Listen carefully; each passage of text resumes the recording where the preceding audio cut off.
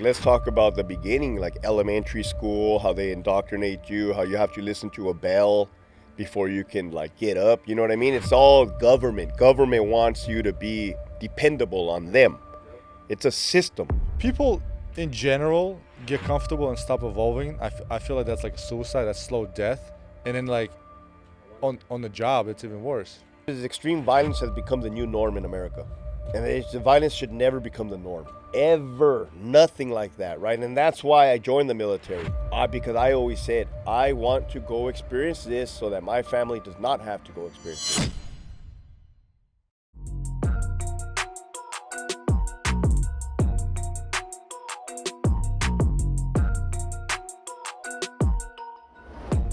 Hector Bravo, thank you. Thank you for making it here. I appreciate you. I know you're kind of like a celebrity, man. You are. You really are. I got to give it to you. You are. And finding the time to come down here to my little humble studio, I appreciate you. Thank you, man. So thank you for having me, dude. I love fucking the OC, man. No traffic, so can't complain. And I don't look at myself as a celebrity, bro, but people do recognize me, which is a trip. Yeah. Yeah. Does that scare you? People recognize you? 'Cause No. You work No. some. No. Good? Nah, I'm cool. Okay, I could read people. Good. Read the room. I mean, dude, you put in a lot of time with the worst of the worst. So I'm sure you learned. And the inmates, too. Nah, just kidding. Let's get it cracking, dude. I like it. I like it. See, I like that already. Yeah. But yeah, man. I got questions, brother. Shoot I got it. questions. I've in a very non-creepy way, listened to a lot of your episodes. So in a very selfish way, usually when I record an episode, I do it for the public. The purpose of my podcast, the purpose of a pleasure, I want to give value to my listeners and viewers. But I've seen so much of your shit that I want to dive deep. And they can go in any other podcast, Vlad, or TV, or whatever to listen to your background. I want to dive into who Hector Bravo is, why Hector Bravo did what he did, and, you know, just the faith and all the internal stuff. Let's do it. I'm that fucking weirdo, brother. No, I dig it, bro. I love it. My first question to you is this, man. Like, right off the bat, why are you different? Like, why are you the way you are? And I know not everybody can quit a 9-to-5. Not everybody can quit a well-paying 9-to-5. And sure as shit quit something like CDCR. And on top of that, go out there and publicly call out all the corruption and everything that's happened there. So it takes balls. I know that for a fact. And it takes a really strong moral compass. And I know you have that in you. And if something else is in you, I wonder if it's same thing that's in me, but does it something to do with your childhood or who you are or your morals, or why is it? Why did you do what you did? So it's a two-part answer. Because right now you said, like, not anybody can do it, but I beg to differ. I believe anybody is capable of doing what I did. That's a two-part, right? The other part is maybe it was my life experiences from the whole entire thing, from birth to the military to my substance abuse, alcoholism. I just got 15 years of sobriety last week, dude. All of this trauma, I believe that is why. You ask why. Why are you different? Straight up, bro, we're going to keep it real. I've fucking crashed cars drunk as fuck like an idiot as a result of alcoholism. I've been to jail 3 times, alcohol involved. I watched my friend get killed in combat in Iraq. That's, suffering loss. I've had to take somebody's life in Iraq, part of the trauma. Worked in a prison system surrounded by who I at the time considered enemy, right? Inmates. Yeah. I don't see it that way anymore. So I've learned how to survive. Fuck, bro, 20 years of fight or flight. I guess you could say that I've mastered conflict. Not to sound like a fucking book, like Sun Tzu or anything, but I have experience with dealing with conflict. I mean, yeah, dude, you have to. Correct. You have to. 20 years you put in total? Well, if Or you just think like about the it, from the military? time that I was 17 years old, I joined the Army Infantry, yeah. went to Iraq, came back into the California prison system. Bro, you're fighting. It's fight or flight. Yeah.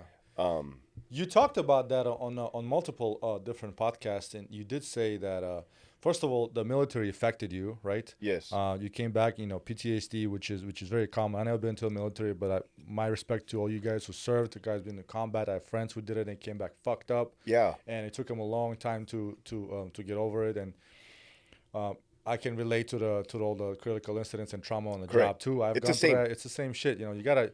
It's people think it's all glorious to take somebody's life. It's fucking not, dude. I had certain incidents and it hit me like months later when I was drunk one night, crying in the fucking kitchen. And people think it's all Hollywood. Like, it's not, bro. I was just about to say that people probably get it from the movies. They see it in the movies, right? The heroes, they do this, but it's not, bro. You actually got to live with that shit. Yeah, especially like your incident with your first when you had to take out an enemy, like, and you had to go search and put your hands on, dude. It's a trippy one. It's a trippy one. Yeah, my hands got soaked in blood, bro. Soaked in It's like red paint soaked in blood. It's one thing is and let's get one thing straight, right? It's one thing if you take somebody out from a distance with a rifle. It's a whole other thing if you have to go put your hands on them, and it's a whole different animal if you gotta do it with your hands, like what you saw, in prison, every day. Because it's not like they shoot each other. They go hand in hand. Well, that's the fucking crazy thing, man. Is I just told somebody this the other day. I've seen people die by gunshots. I've seen people die by stab wounds. I've seen people die by bombs. I've seen people die by getting beat the fuck up. Like, I've seen people die in every kind of way, dude. Overdose, suicide. I don't think any of that is normal to that degree. No, it's not. And my respect to you, because when I just started my career, my journey, wanted to be a police officer, the first position I applied to was right here in Orange County, to work in the Orange County jail, right? I forgot the name of the position. And I remember they gave me a tour, brother. I was like, fuck this. First of all, it's like you're confined to this concrete cement like building that's dark, that smells like shit. And I was like, nope. First of all, I don't like tan and green. No disrespect to that. I do like the tan and green. I don't. And second of all, like I'll be confined here for many hours in a day. I was like, no, I don't want that. Years. And you talked about that too. You said if you were to advise something to new recruits, go do patrol versus go to the streets. Yeah, and they're like, why, motherfucker? You go to Starbucks. You have the freedom. Facts. A lot of people don't realize how the extent of the toxic environment of working in a correctional setting. And I mean, it is bad, dude. Bad. Worse. And I've said this before. Working for CDCR was more toxic than my 1-year deployment in Iraq. At least in Iraq, they were trying to kill me. Everything was normal. Over there in CDCR, it was cutthroat, like backstabbing, the good guys doing bad things, sometimes the bad guys doing good things. It was just fucking weird, bro. It was just broken. I left LAPD, and I speak freely about it now. Well, now that I'm retired last week, I'll speak about anything I want to speak of.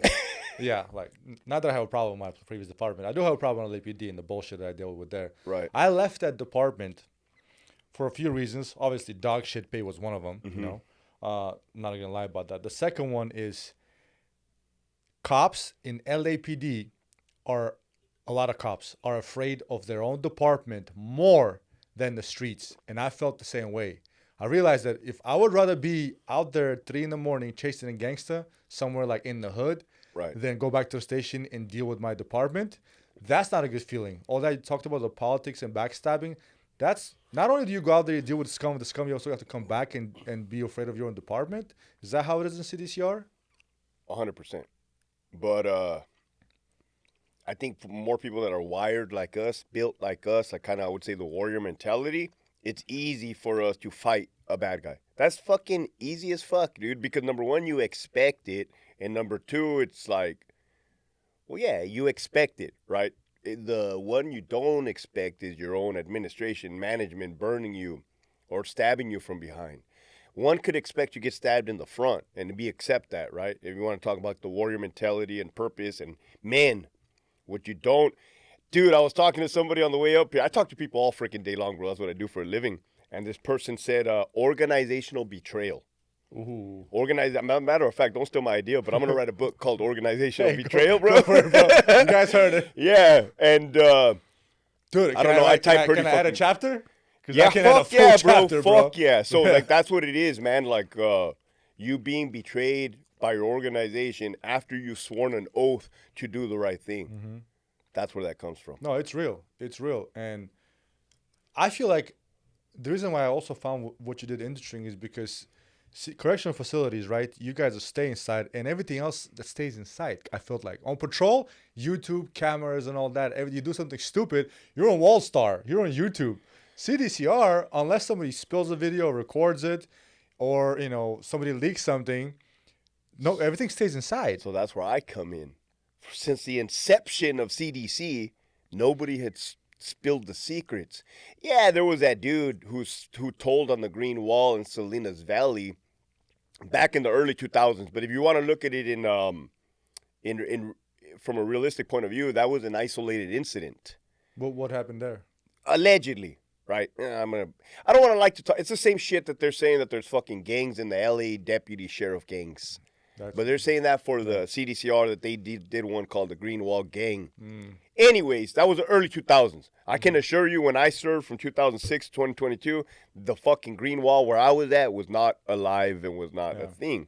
So it wasn't until I took to YouTube where I showed the systemic problem of what's rotting the department and its headquarters. How are they rotting the department? What is it? Poor leadership, bad management.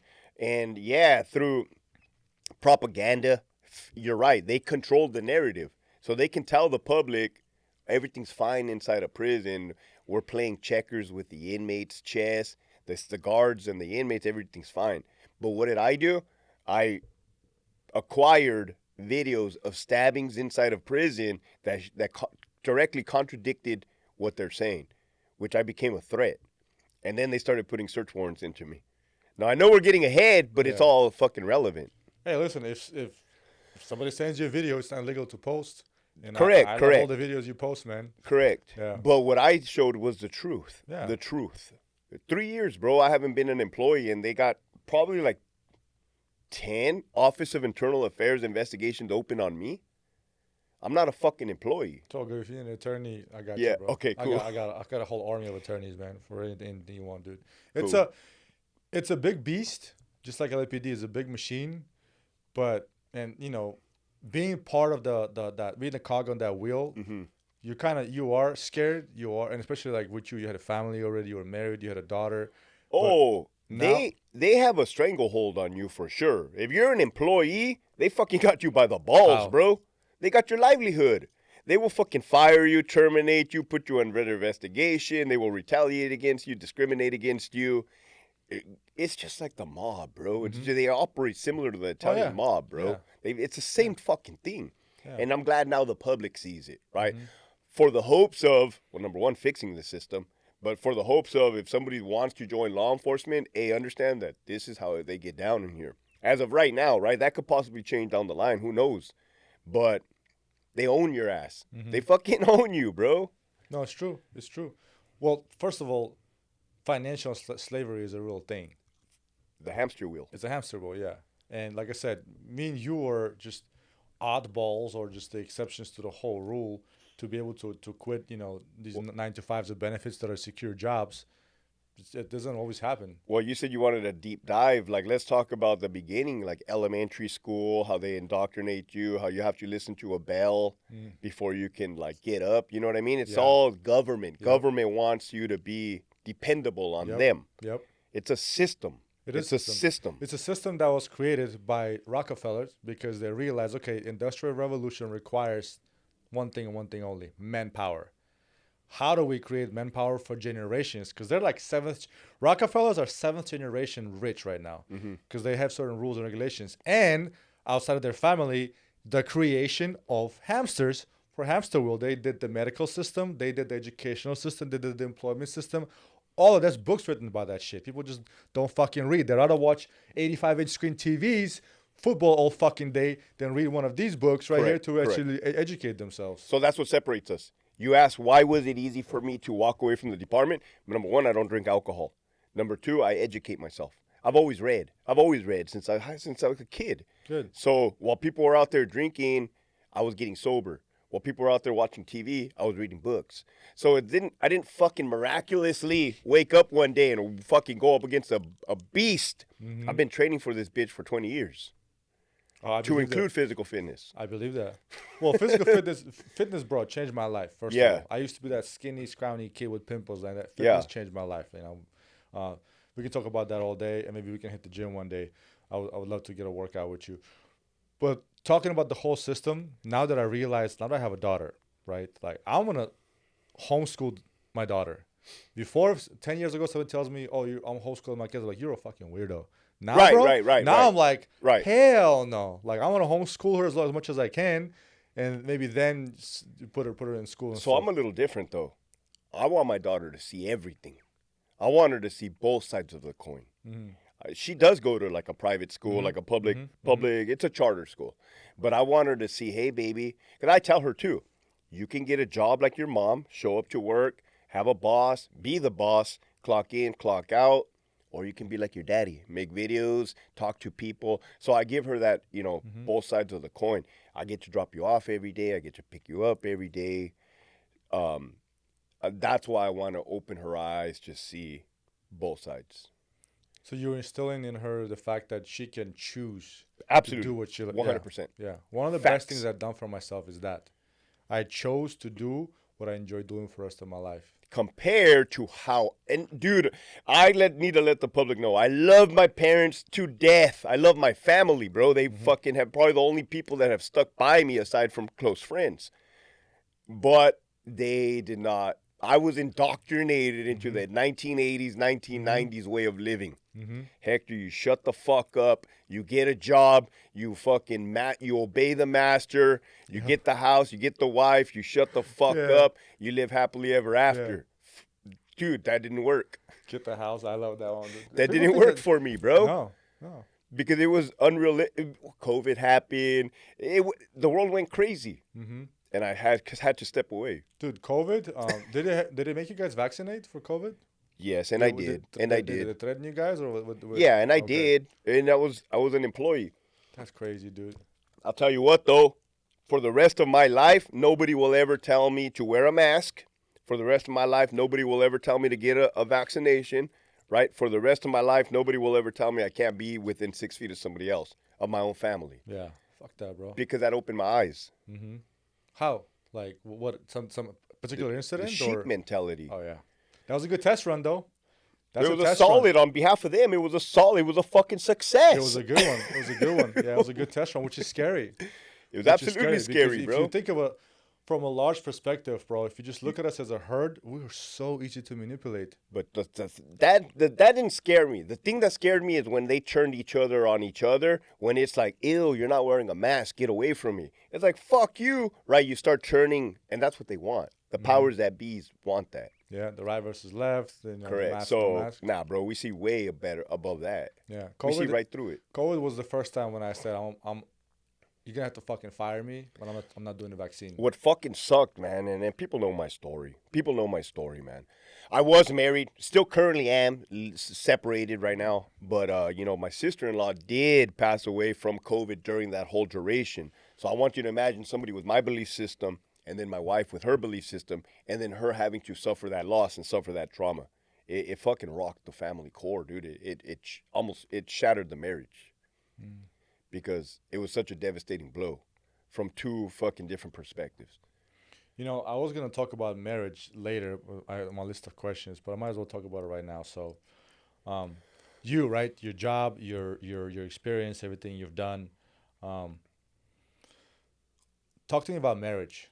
One part of that was the COVID that kind of was a blow to your relationship. But yes. You're separated now. I don't know if it's a touchy subject for you or not. Nah, bro, shoot it. Why? Like you guys have a daughter. You guys been married for how long? 17 years. 17. That's a long time, brother. And for me to find out that from your recent episode that you're separated, I was like, whoa. Yeah. So and to me, I'm curious. What happened? Why? So if somebody would have ever said, all right, for the record, I never wanted to get married off the top because I just never wanted to, right? Until I got tired of playing around, fooling around. I said, okay, now I need one girl. So that's that. I would have never thought that divorce would have been in my cards. I never thought, dude. I never thought that would be I never fucking thought, bro. I always thought I got this shit. Like, I'm cool. Nah, dude. It's lack of communication on my part. I'm being real. Lack of understanding on both of our parts, right? I can't speak for somebody else, but I could tell you from my perspective. Lack of compromise on my wife's part. That's a fucking fact, bro. Because I fucking painted the walls pink in my bathroom. That's a compromise, man. That's a fucking compromise. But there was no fucking compromise on her end. Yeah. It was all fucking take, and no give. bro, eventually a motherfucker like me is going to break, dude. Yeah. So, like, it was too, even after I kept, like, warnings, right? Warnings. She's like, don't give me warnings. I'm like, well, I don't know how else to tell you, but this is going to happen if you continue this. No, you're threatening me. I don't do well with threats. I'm like, dude, I don't know. Fucking, I'll speak to you in a different, I don't know. Cuts, paper cuts, trauma. Then we have our child. We had a miscarriage prior to our daughter being born. That was more trauma. It's just trauma stacked on trauma, bro. And then fucking lack of communication. The stress from the CDCR job that I was going through, which I failed to communicate. I did. I failed to communicate, bro. Not that I purposely did it. I didn't feel that. I'm the type of dude that doesn't want to tell people my problems because I don't want to bring them down, right? And I had that problem with PTSD, and I had that problem within the department. But what ended up happening? It ended up blowing up in my fucking face is what ended up happening. Welcome to the club, brother. So, dude, like a couple months ago, my ex is like, I didn't know your job was that bad. I'm like, what do you mean you don't know my job was that bad? She's like, well, you never said all that happened. I'm like, I told you it was horrible. So to me, I think if I say the word horrible, you should understand that this place sucks. No. So I'm going to be real with you, dude, because my daughter was 5 years old at the time. The marriage was broken, bro. Straight up, dude. I'm not nobody to tell a lie. The marriage was broken. I was becoming verbally abusive in front of my daughter. I was looking at the way my daughter was seeing me mistreat the mother. All as a result of anger, arguments, and I'm like, no, dude. No. I'm not. I refuse to do this to my daughter. I refuse to be this household. I could stay together for the illusion, for the outside people to think, oh, look at it, what a perfect, beautiful family. But the inside was fucking broken. Mm-hmm. So I removed myself from the household. Oh, that killed me, dude. That killed me, bro, because I didn't know how it was going to be without my daughter. But actually, in hindsight, that was the best thing we could have done. That was the best thing we could have done. Are you guys still trying to work things out, or you think this is it? I'm going to be real, bro. This is looking like a year and a half later. So we're not going to get back together, dude. We're not. Whether it's good, whether that's bad, it just fucking is what it is, and it's unfortunate. It's unfortunate. You try to, you did admit that some of those things, a lot of those things were on your behalf and your fault, like lack of communication. That's general across the border for men. Trust me, I fell in the same fucking category. And have you ever tried to, like, therapy? We did it all, bro. That's why I knew the separation was the last. We did it all, bro. We did therapy through the VA. We did therapy through CDCR, EAP. Yeah. We did marriage counseling. We did it all, bro. Yeah. Okay. What about therapy for you, brother? Like you? Oh, I've been Hector in therapy Bravo since the year 2010. Okay. That's when my journey began, 2010. Okay, good. So what you're seeing here is a product of 15 years of therapy. Okay. And recovery. Same. And sobriety. You too? Yeah. Okay. Yeah, 10 years. Okay. This version of Alex Payne, bro, is a fucking decade of, like, self-work, deep self-work. Cool. Because I didn't know your history. Trauma, alcoholic father, physically abusive. My dad stabbed my mom in front of me when I was a kid. Like, drugs, all kinds of shit, dude. Finding out that I was adopted as a child. I was like, that shit. And, bro, I was the best at keeping my skeletons in the closet with a big-ass lock. The best. Until you get drunk and stupid. Right. And then skeleton slips out. Well, I was a king of self-sabotage. So things would go fine for me, and then I would get drunk and just fuck everything all up. And it was like, it was unstoppable. It was insanity. Yeah. No, that's cool, bro, because, like, by you just sharing that, I could automatically understand where you're coming from. Oh, yeah, dude. It's I talk about this, you know. Dude, took me a long time to admit to my mother that I know that I was adopted. Fucking that 20-year-old trauma, dude. Now that I think about it, I'm like, what the fuck, man? Okay, well, big deal, but 20 years, like, I was killing myself over it. It's still stupid shit. Okay, well, I appreciate you being honest about it, man. You know? That was it, dude. That was it. Yeah. That was it straight up. And I mean, my daughter will watch this down the line. She knows, bro, because I communicate with my daughter. Yeah. I tell her, hey, baby, this is not what I would have wanted. Mm-hmm. I would have wanted us to stay together, but you know me and your mom argue all the time. She goes, yeah, I know, Daddy. She's happier. I'm happier. My ex is happier, and my baby's happier. Good. I do believe in family, Me too. I do like want a family. Faith and family is a big thing for me. So God has blessed me with a good family, and I'm the type of person I'd rather be at peace with myself and a war with the world than a peace with the world and war with myself. Like fuck that. Like me and my family, that's all that matters. Everybody else can fucking burn down to the ground, bro. I'll rebuild, but that. Well, check this out, man. I don't live in the household, right? Mm-hmm. But I am still believe in my family. I will fucking Well, you go have to a war for family. my fucking. I do have a family. Yeah, you have a 100%. family. I have Yeah. a fucking family, and my daughter knows that too. Yeah. I said I love your mom and I love you, baby. Yeah. You know that. Good. She knows that.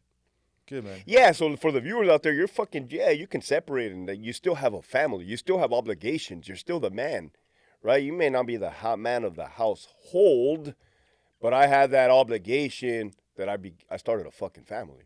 You're a father. Then that shit does Facts. not leave. Correct. That nothing changes about you being a father. Correct. Yeah. So that does not change. Well, thanks for being honest with me. You About know what that, bro. fucked up the you know what fucked up my marriage too, bro? What? Is the whole gender role, like women are an empowerment, give them equal It was rights. one of those? You don't need no fucking man, girl. Oh, I just think it dude. polluted. Why do you think there was so Yeah. many divorces during that period of time?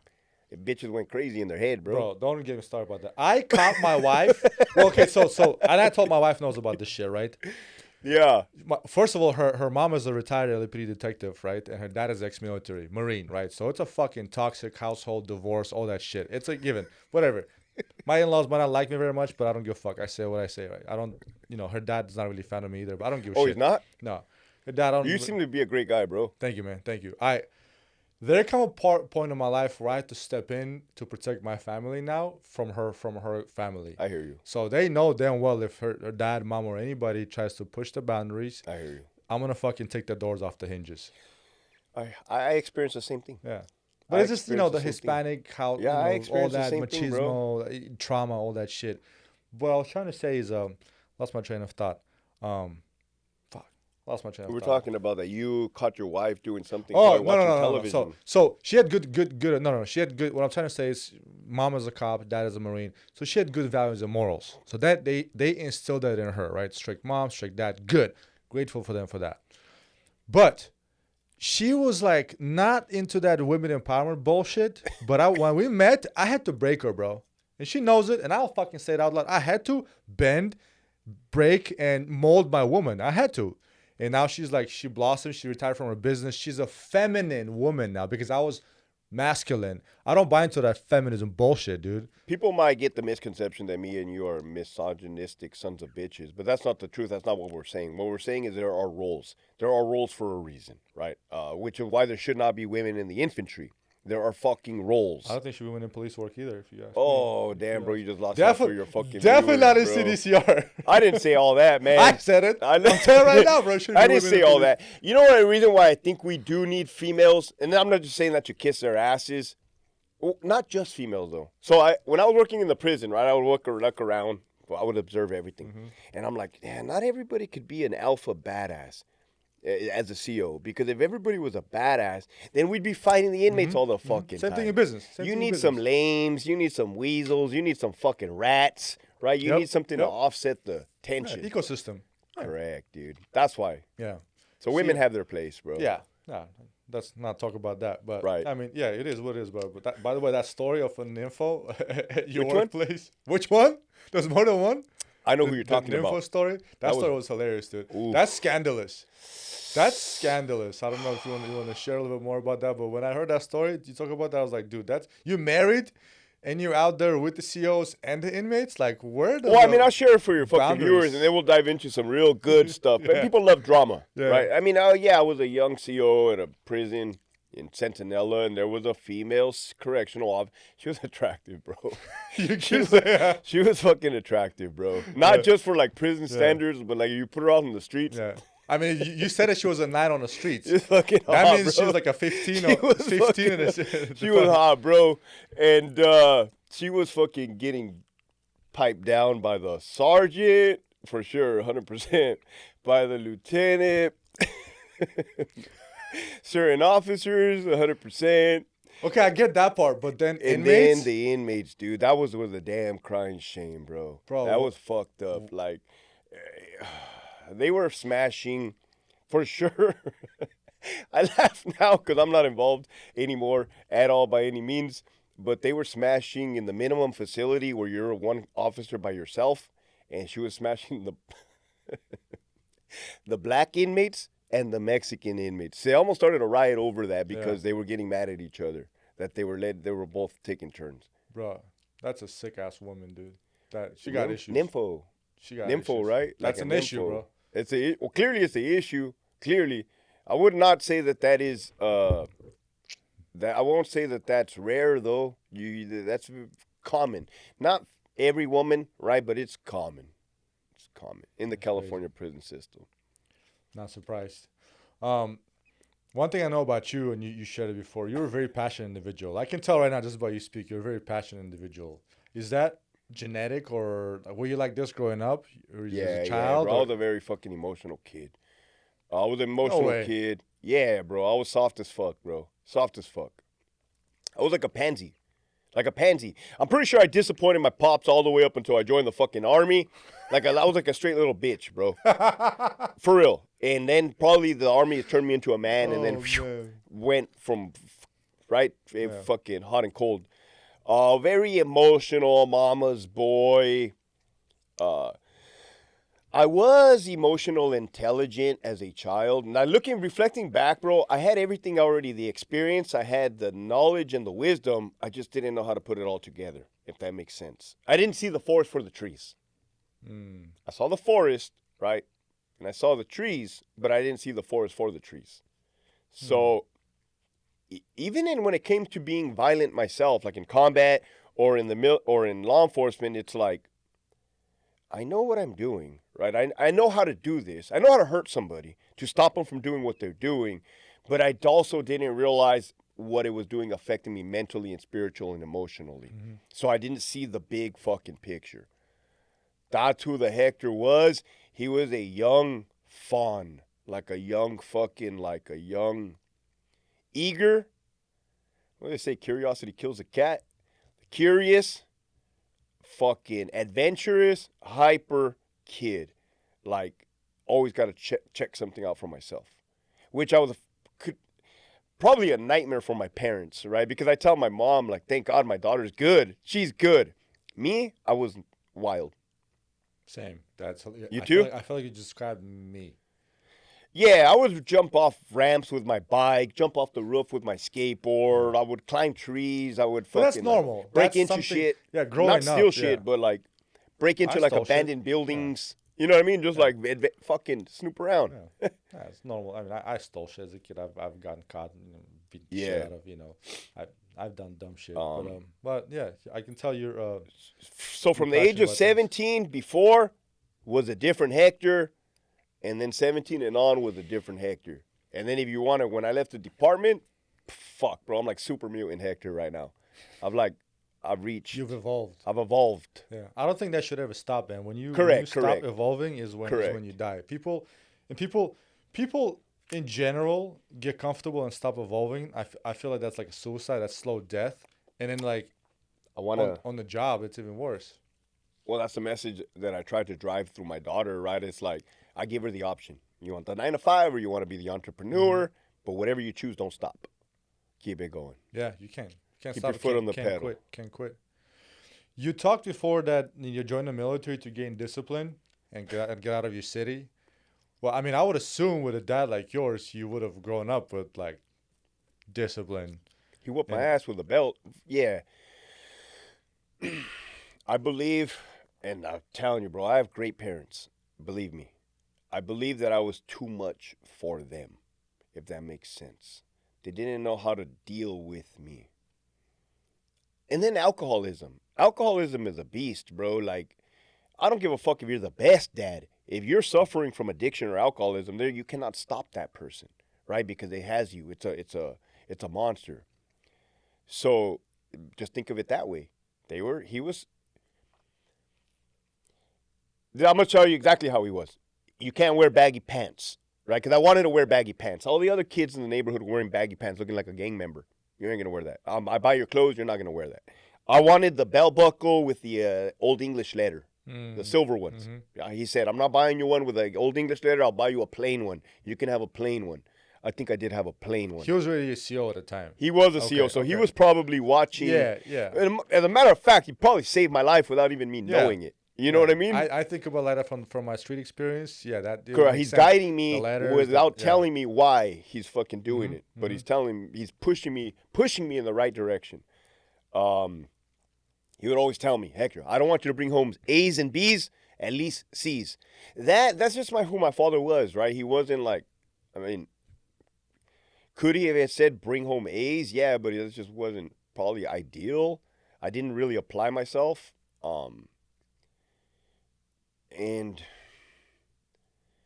when I became uncontrollable was when I was 15 years old. I moved out of the home. They could no longer control me. I mean, think about it. If you move out, then who the fuck is going to control you? Besides the cops. But I moved out at 15. Went to go live with my friend Jason and drink a lot of alcohol. How did your dad take that? Well, he's the one that told me. He said, hey, Hector, you have two choices. You can live in our house and follow our rules, or you can move out and do whatever you want. That's later, and I left. I walked out at 15 years old. How long did you live with your friend? Until I turned 17, then I went to the Army. Okay, so 2 years. Well, my whole senior year of high school. Okay, so rebel, moved out, rebel, and then all of a sudden, Army. Military. Yeah. Army. Dude. Yeah. Yeah. In the time of war, 2002. Yeah. Why? The time. Like that's not the path to go. Is it like a safe route? It's like I'm gonna do this, otherwise I'm gonna kill myself. Is that one of those situations? Either I go to the military. Oh no, it was purpose. Finding purpose. It was purpose, right? Because I've talked to former gang members, and I've talked to like people like you, former law enforcement, former military. Every young man is searching for purpose. Amen. Period. Amen. So isn't that your podcast called that? Purpose, right? So you're asking me what drove you? Purpose, duty, obligation, country, oath. There's something inside of young fucking men that just drives them to do something. You're either going to fucking go down a gang, you're going to join law enforcement, or you're going to fucking join the military. Or you can choose not all three, that's fine, but you're going to, purpose. Business. You're going to fucking fulfill your business, right? Or a doctor, but you're going to hit that bitch hard as a motherfucker. Yeah. That's why I joined the Army, dude. I felt that was going to prove myself to myself and prove myself to my dad. So there was a little bit of that, huh? I need to prove myself. Trial by fire. Every kid fantasizes about, and this is fucking stupid, bro. Like, this is fucking stupid. I need to let the people know that have never been in war or never been in the military, like, you're fine, bro. Like, I envy you. You're cool. You're great, bro, because I see them, they beat themselves up over it. Like, oh, I served, but I didn't go to war. I'm like, dude, you're better off, bro. I literally got the names of 9 dudes that were killed in Iraq tattooed on my back. Like, I got to live with that shit. Like, I'm fucked. Like, not too super fucked, but I'm pretty fucked, bro. So every kid wants to be baptized by fire and tested and proven. But I can honestly say this, man. You didn't have to go to combat to prove yourself as a worthy man or human being, bro. Yeah. You just got to be nice and courageous at times. And if you don't know how, just fucking ask. Well, there's a rite of passage for men. It has to exist. I'm not necessarily saying that. But I don't look down. Somebody who has earned the rite of passage, I don't look down at somebody that has, in this case, not earned the rite of passage. It doesn't have to be, what you're trying to say is it doesn't have to be like military or law enforcement or combat to earn the rite of passage. Like different cultures, like in my culture, I like that. Mandatory military service. I like that. You know, like at 18 years old, like my nephew in Russia is about to go into a military for 2 or 4 years. Mandatory. Like we don't have mandatory draft here. I would just say serve humanity, bro. Serve your brother and sister next to you. Serve. Because there's pieces of shit in this world. There's evil people in this world. Just be the opposite of that. Yeah. And that's good enough for God. Yeah. My thing is this, though. So I believe that men need to still do some kind of hard, violent shit. I'm not saying violent, perpetrate violence, because Jordan Peterson said it himself, right? A good man who is a pacifist is not a good man. Usually those are weak, lying, backstabbing men. A good man is a violent man who has complete control, who is under complete control. Like, for example, me, like you, right? I'm looking at you, and you're similar to myself and a lot of my colleagues and friends. I know you can perpetrate violence to a level that an average person can't fucking begin to I'll perceive. scare the shit out of people. I know you can. I can. Some of our friends who are special ops, military, they can. But they're nicest fucking guys. Like, you're nice guys right now, right? You know, I'll skin you fucking alive if you touch my daughter, dude. I will make ribbons out of your skin and make you dance in a skirt out of your skin. But I'd rather be nice, you know? It's like your experience in combat, right? Your first kill, right? That took a toll on you until you talked to the pastor who was a Vietnam vet. Correct, 100%. You want to elaborate on that? Because he told you that in combat... Well, yeah, it's like, dude, again, that you're talking about when I was 19 years old in Iraq, I shoot somebody for the first time. There's that Hector that doesn't see the forest for the trees. It's like you're fucking seeing blood. You're emotional. You're young. Remember, the human brain does not stop developing till the age of 26. Mm-hmm. So I'm packing all this shit into my brain, bro. Nowadays, probably later. Who knows now? But like, I shoot the dude. We come back to the fob. I'm sitting. My friends are celebrating, happy. I'm sitting on my cot, and then the chaplain comes in. He tries to talk to me. I'm blowing him off, and he's like, "Hey, I know what you're going through." I'm like, "No, you don't." He's like, "Yeah, fucking 30 years ago, when I was in Vietnam, I was sitting exactly in your boots." And then I looked up at him. He's like, "Hey, you know, you're probably thinking you're going to hell." Which those kind of were the thoughts that were going through my fucking head, bro, because I grew up Catholic. At the time of this incident, during my deployment in Iraq, I had fallen from faith. My faith from God was I mean, I knew he existed. I was not happy with him. I was not happy with him, bro. I was cursing God with everything that I was seeing in Iraq. And he's like, "Nah, dude, he didn't say dude, but he's like, no, the Bible says, thou shalt not murder, not thou shalt not kill." Correct. And I'm like, oh, fuck. Like, two different things. That made me feel better. Now, that wasn't what fixed me, right? I would eventually have to come back, self-medicate, seek treatment, additional treatment, guilt therapy research. Like, when I was at the VA hospital, anybody that's been to the VA hospital, you'll know that there's like white paper with little things that you can pull, kind of like yard sales, like little thingies, and it has a phone number. And it says like, hey, if you want to do a guilt research therapy, pull this fucking thing. I pulled it and I called it, and that's what I did. They paid me, I don't know, paid me like $15 a day to drive to the VA, and it was with a lady who was a college student, and we went over my trauma. We went over it, like in a safe setting like this, and fucking... Yeah, dude, all that shit fucking sucked bad, bro. So for your viewers, because I'm all about giving value. If you're going through something, which you probably are, because everybody's going through something, you have to accept accountability and face it. Face that monster, and then you're going to have to go through it, and it's going to suck. But once you get on the other side, that's where the fucking serenity is. During your therapy sessions, did you cry? Oh, yeah, bro. Yeah, I don't cry on podcasts because I've fucking cried it all out in the bottle. I've cried it all out in the rooms of Alcoholics Anonymous. I've cried it all out in therapy sessions. Like, I'm able to speak the way I speak because of all the crying I did. So let me get this straight. The Hector Bravo, right, with confirmed kills with the CDCR time, sat in a room with a woman and cried to her, talking 100%. About his therapy. 100%. I want these knuckleheads to hear this shit. I weep. Yeah. Not only did I cry, I fucking weep. I've done that, bro. I fucking cried in my therapist's office. I've spent like boxes of napkins. I have. Yeah. But I want them to understand that. Yeah, that's bro. Okay. That whole machismo bullshit, like, I don't buy it anymore. That almost fucking killed me, dude. The being Mexican, being stubborn, being a fucking army. I'm yelling. I don't know why I'm yelling, bro. You know? You're passionate. I'm yelling, bro. If somebody says like, "Hey, Hector, I think you yell because you're deaf." And you think people can't hear you. But I'm like, fuck, I never thought of that. I'm going to have to lower the settings of the volume. My bad, bro. But it's all good, bro. It almost fucking killed me, dude. It almost killed me. And you want to talk about what is Hector Bravo's purpose in life? It's to talk to these young men and women, bro, because I'm not a sexist, although I may come off as one. Dude, this motherfucker's hurting. I'm here to restore sanity, dude. Amen. Okay. We're going to talk about faith. Okay, absolutely. But I'm keeping it chronological, right? And do what you got to do, bro. I'm fucking on fire right now. So you know I'm Russian, right? So for us, the Chechen War is a big deal. It's a big failure. It's a big deal. It was a bloody, disgusting. It's almost equivalent to a Korean-Vietnam War. So it was a nasty war. So I remember your story about when you already got deployed, right? And you saw that video of a Russian tank driving over a roadside bomb. And that shifted your mindset. That was the first time you were like, oh fuck. shit, like this can be me. This shit is real. Like I'm no longer in a training camp. I'm here, boots on the ground, and that shit can happen to me. Talk to me.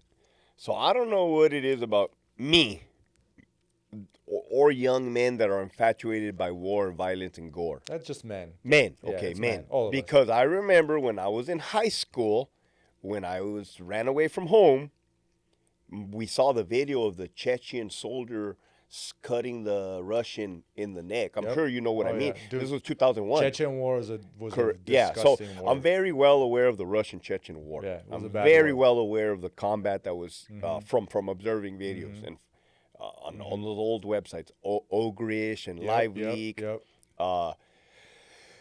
So I had seen executions, the faces of death. But when I got to Kuwait, mind you, this was Kuwait. So here's Iraq, Kuwait's on the bottom. Yeah. We trained in Kuwait, we landed there. It was a desert, bro. It looks like Glamis, sand dunes, desert, fucking nothing. Nothing. Camp New York. Camp New York? Camp New York was the name of the Interesting camp. Uh-huh. We're watching a video on a PowerPoint, and it showed, oh, God, dude. This was 2004? This was February 2004. It showed a Russian vehicle driving in the dirt, and then the motherfucking vehicle, the fucking vehicle exploded. The people flew out. They died.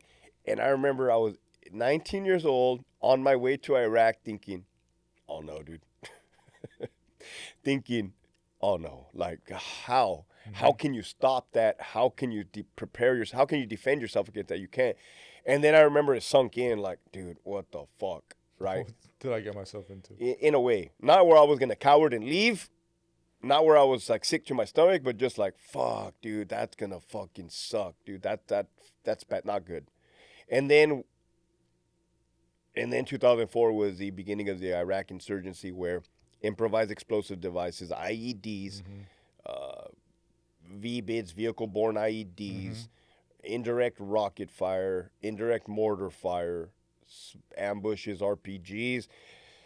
So yeah, dude, 13 months of that, and the fucked up thing about all of that, besides we shouldn't have been there to begin with, looking back in hindsight, the fucked up thing about all of that was the enemy we were fighting were ghosts, the insurgency, which I don't blame them.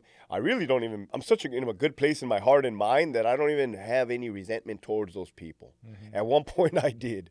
I figured they're doing what we would have done, take up arms against the invading country. Yeah, that's the thing, because you are the invaders, and they're protecting their homeland. Even to me right now, the whole Russian-Ukraine war, right? Yeah. Me being Russian, right? We're the same people. Facts. Russians, Ukrainians, the same people. It's like United States fighting Mexico. That's even wilder than that. But to me, them killing each other now is like, to me, yeah, we are the invaders technically, but we're also the same people. It's kind of fucked up. But in 2025, 41-year-old Hector, I have respect for faith, other people's faith, and other people's ideologies, and other people's religions and belief systems. I do have respect for that. Whether I may agree or do not agree is a different story, but I do have respect. Even our enemy, whether the enemy was in Iraq or the enemy was in the prison system, I've always upheld that respect. My father, I got to give my dad, and I'll probably use this podcast, I got to give him more credit than I have ever in these last 3 years because, dude, I've done a lot of reflecting. And I'm like, who the fuck shaped me? Right before 17, who shaped me? It was my dad. But it was only from observing. He would try to tell me things, but I just wasn't listening. I was a knucklehead.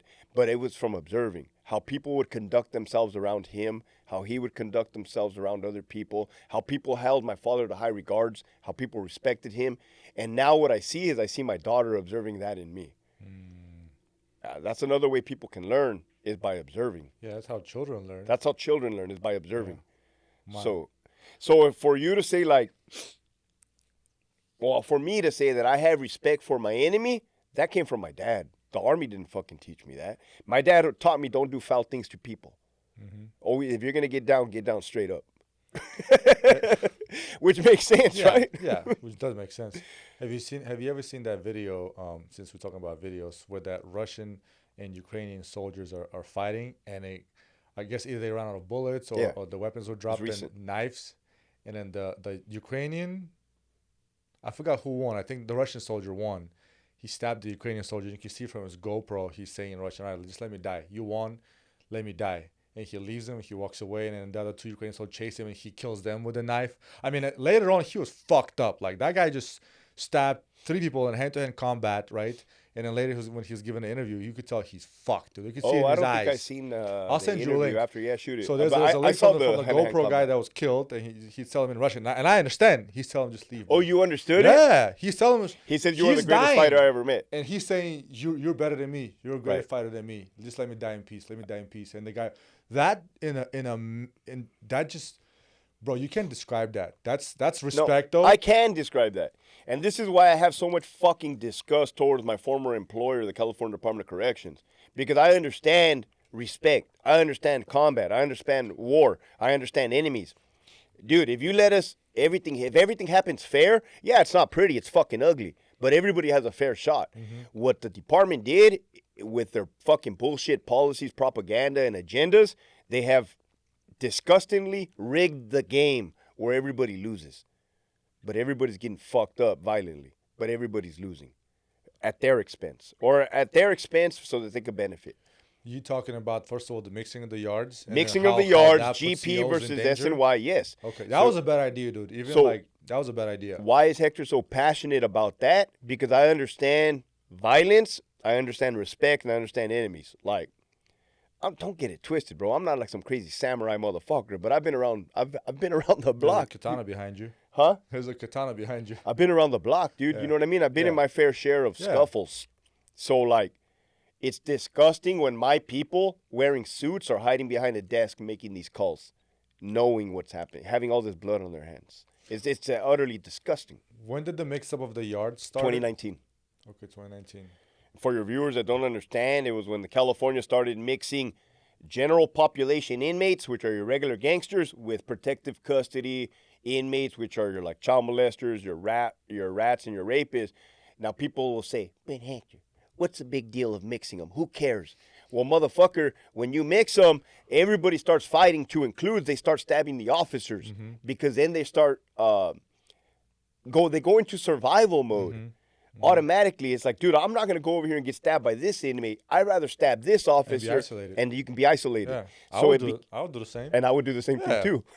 Fuck, Easily. not rocket science. Exactly, Yeah. bro, in a heartbeat. Yeah, in a heartbeat. So that is why I preach the way I preach. Like, hey, everybody's fucking each other up bad. Yeah. And the people at the top are getting away with it. First of all, CDC taking the Holland, right, prison model, was that? Norway. That was prison- a scam, bro. It was such a stupid idea, and I know exactly where it came from because I know what a Norway prison system. You can't take that culture and their prison system and implement it in California, the place with the highest number of gangs. It's two different cultures. You can't do that. The lady that started it, her name was Bree Williams. Her company is called Amen. She's out of UC San Francisco. Oh, These of course fucking it'll be San liberals, bro, they Francisco. pitch ideas to fucking Newsom, shoot them a little bit of money because that is facts, bro. If you look at the who donated to Newsom, it's on there, bro. So they always say follow the money. Dude, that's what I say every fucking time. Follow the money. Follow the That's money. what I tell my viewers and all my friends. You don't have to be conspiracy theorists. Don't listen to my conspiracy theory. Follow the money. And now that I'm in business, immediately follow the money. Follow the money. That makes perfect fucking There's sense. this fucking, why is everything so fucked up? Oh, look at the money. Oh, this person got paid. Well, that makes sense. Yeah, now. dude. That's disgusting. It's easy, dude. It just you don't have to be a genius So to see that. that was the push behind the whole California-Norway model. Horrible idea. Let's adopt the ideologies of Norway, which was a failure from before it even started. It was a fucking failure. Europe in general, brother. I don't know.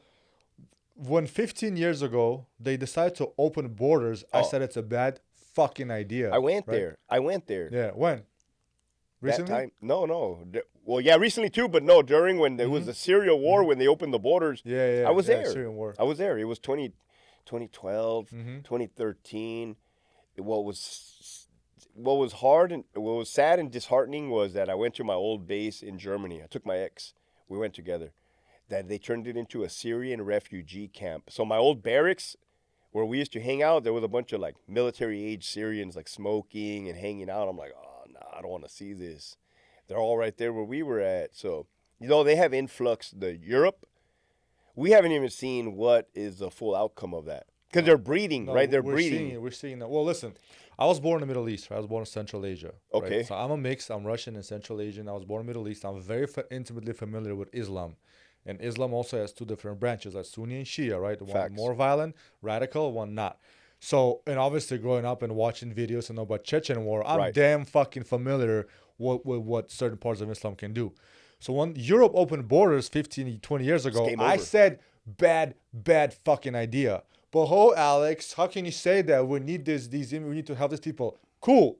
Fast forward. Remember that massive case where a teacher got beheaded by a radical student? What was her name? Angela what? She was like the president of Germany. Oh, Merkel. Angela Merkel? Yeah, Merkel. Stupid ass woman. So, I mean, it was this leftist bullshit. But you're right. So was the prime minister of United Kingdom. And it's nothing against the Islam religion, right? Because I told you, I'm at peace. Fucking, I'm cool. But the rape in Sweden, the beheadings, the stabbings. Look at the stats, bro, straight up. And so when that happened, right now it's a third world country. So I saw that happen. I was right. Fast forward 5-10 years, right? Now they did the same shit here. You were right back then. You were right then. They did the same shit here. Open the borders, man. This last administration, I was so pissed. I have friends in Border Patrol, friends in ICE. There were just gates were wide open. Oh, I'm like, open. wait. I live on the border. And then being a cop, I was like, just wait. And I start seeing this. I'm like, bro, we need to like start getting militias out or doing something, man, because this is gonna be just like Europe. We're gonna start seeing beheadings, and we were. And all these people are animals coming in here. Now, by animal, okay, maybe I sound fucked up, but you can't take a person from a third world country and bring them in a first world country and expect them to abide by law. It's not going to happen. Well, right now, Trump is ringing everybody up in fucking Chicago, Portland, San Francisco. So right now, what they're doing is they're working overtime to undo that open border. But it's going to take a while. It's millions of people across the border. It was insane. Of all ethnic backgrounds, too, like Chinese, Middle Eastern. Yeah, deep like South American, like third world countries, dude. And, we see it. But if we don't put an end to that right now, we're going to be just like Europe. I mean, dude, look at Germany went to shit. France went to shit. What was fucked up is looking at because I was there in 2003.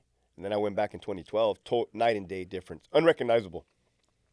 Was seeing the menus in Arabic. You're like, why the fuck are the menus in Arabic, bro? Like, to accommodate those people. Seeing the signs in Arabic, you're like, oh, hell nah. I forgot how to say pool. The recreational pool in Germany, I forgot what it was called. You know what I'm talking about, where you can go in the public pool. Yeah. They had a sign, no groping the women, in Arabic. That's for the Middle Eastern guys. I think it's listen, people might think that I'm fucked up, I'm racist, whatever. I'm not. I just gotta say this real quick. This is fact, right? The reason why Saddam Hussein said we'll take over Europe without raising a single sword, and it's happening right now. Okay, you have to understand that liberal countries, people reproduce at the rate of like 0.98 people per person. Correct. That's to sustain a population. Just sustain, you need 1.3. So they're already losing population. Muslim people, like Islam, they have like 5, 6, 7 children. And then Islam on its own is a stronger, more tight-knit religion. So just by numbers, numerically, they will take over. Something that you've already seen and I've already seen for your viewers. Next time you're out in public, whether you're in Europe, look at the Muslim population. I guarantee you they're pushing a fucking stroller with 1 baby or 2 babies in there. That's a fucking fact. Yeah, it's going to happen. It's just a matter of time. They're always pushing babies in strollers. Just an observation. That's because they're breeding at a fucking higher rate. Yeah, you don't need to be radical. You need to believe in something. It's not a conspiracy, just reproduction. Yeah. Reproduction. And over time, you're going to fucking outpopulate the natives of that land, which is, Europe. I mean. It has happened. Okay, well, we'll talk about Europe later. Damn, bro, we went on a whole nother tangent. Bro, I'm telling you, like, we can get. But I'm on your level, bro. I'm here. I've seen things. I love history. I love war history. I love history. If history paid as much as certain jobs, I would have been a historian, but it doesn't. So I just enjoy history. And you're a damn fool if you don't pay attention to history. Well, because history repeats itself. So it's like there's nothing new that's going to happen that hasn't already happened. My biggest fear is look at like the greatest empires, right? Byzantine, Rome, Greece, even Sparta, even though they weren't really an empire, it was a state. But France, England, right? Portugal, where are they? Who's one of the greatest empires right now? USA is one of them, right? So my biggest fear is I don't want to have to do what my parents had to do, leave the country and start over again. And I sure shit don't want my children to have to go to war. Okay, that's my biggest fear. We just got to keep an eye on China, Russia, like our, America's enemies. Yeah. North Korea. Yeah. Well, they created their own pack. Right. What's it called? Russia, Brazil, China, India. So I forgot the name of it. Because Yeah. they have been To go against non-stop NATO. working behind Yeah. the scenes. They've been non-stop. We've been making it easy for them. We're buying all their products. Oh my God, dude. And we've been living off of them. I mean, Correct. I'm glad Trump did what he did. We needed that because China was a big bully.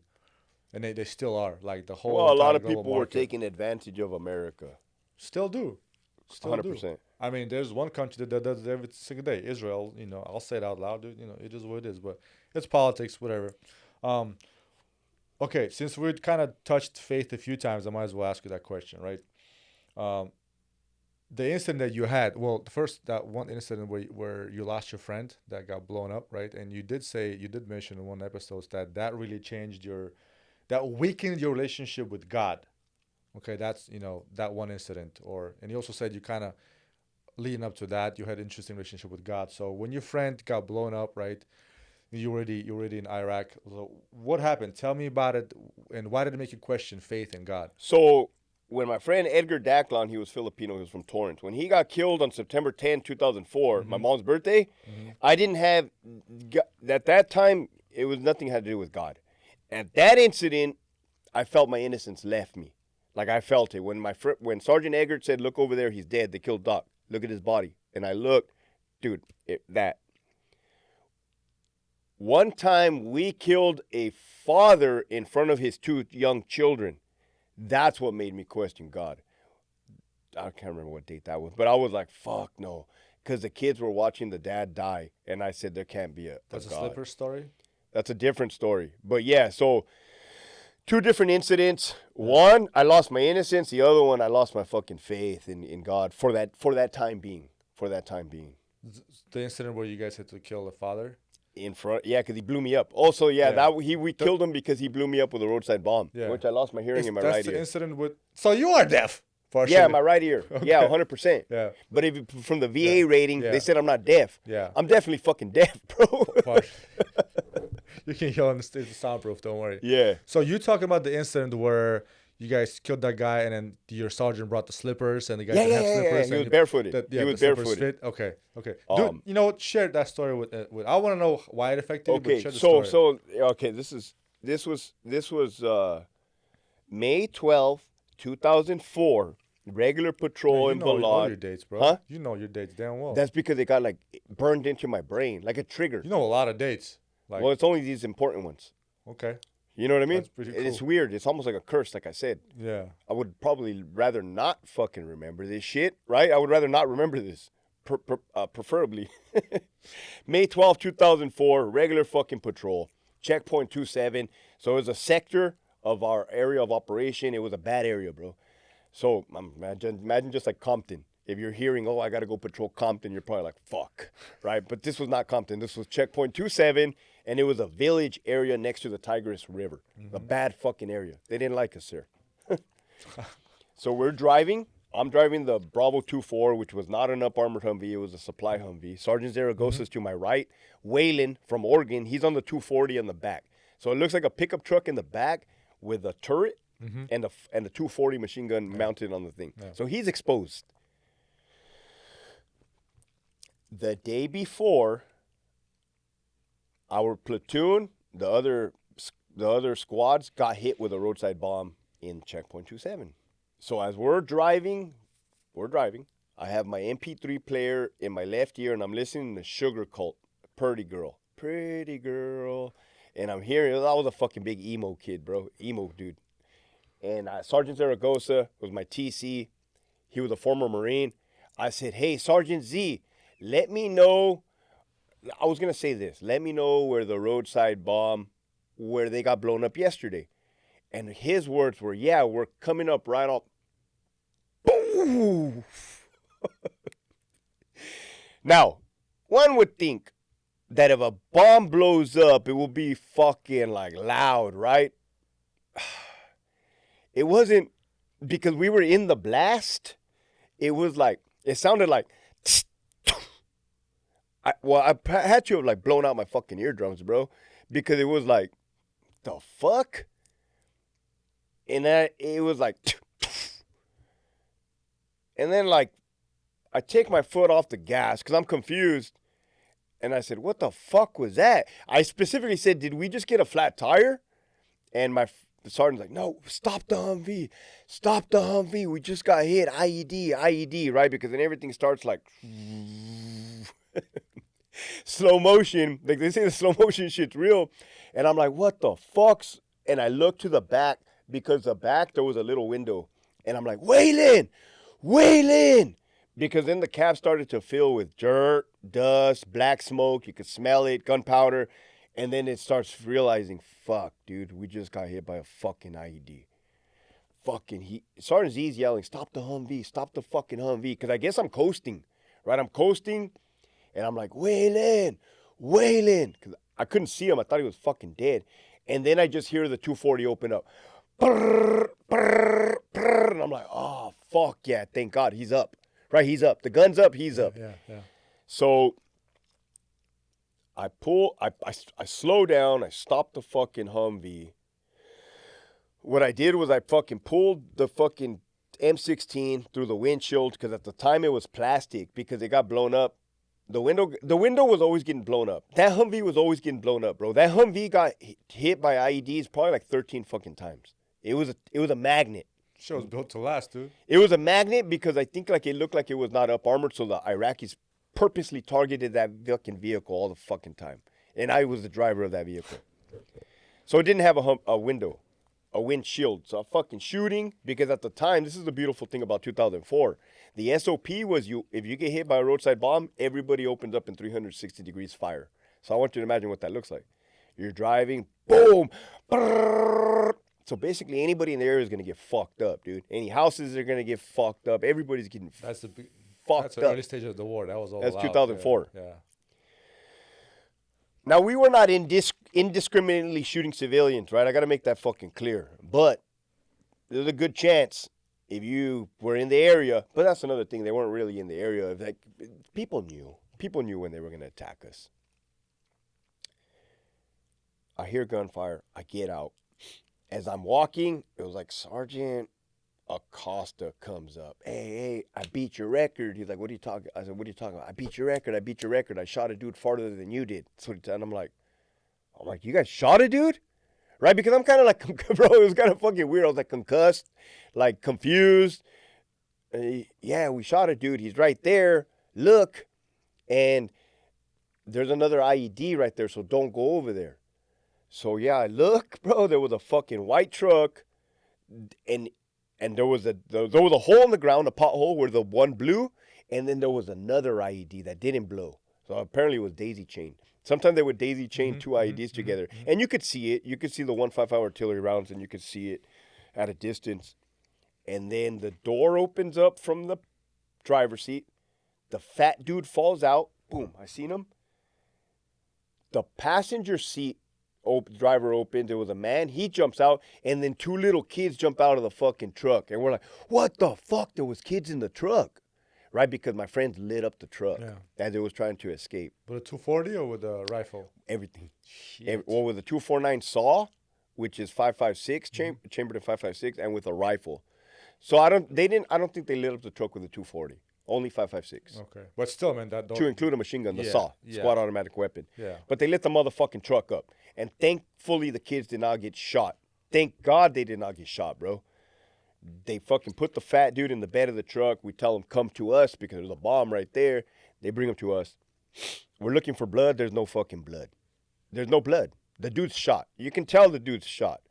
And we look at his dress, because I'm right there, bro. And the kids are screaming, ah! One was like 7, the other one was like 9. And that's when I told myself, what the fuck, there can't be a God. There can't be a God. Like, this fucking, they're watching their dad die right now. We killed their dad. And then that's when the dude dies. My sergeant goes to he traces the wire, and there's a pair of fucking sandals right there.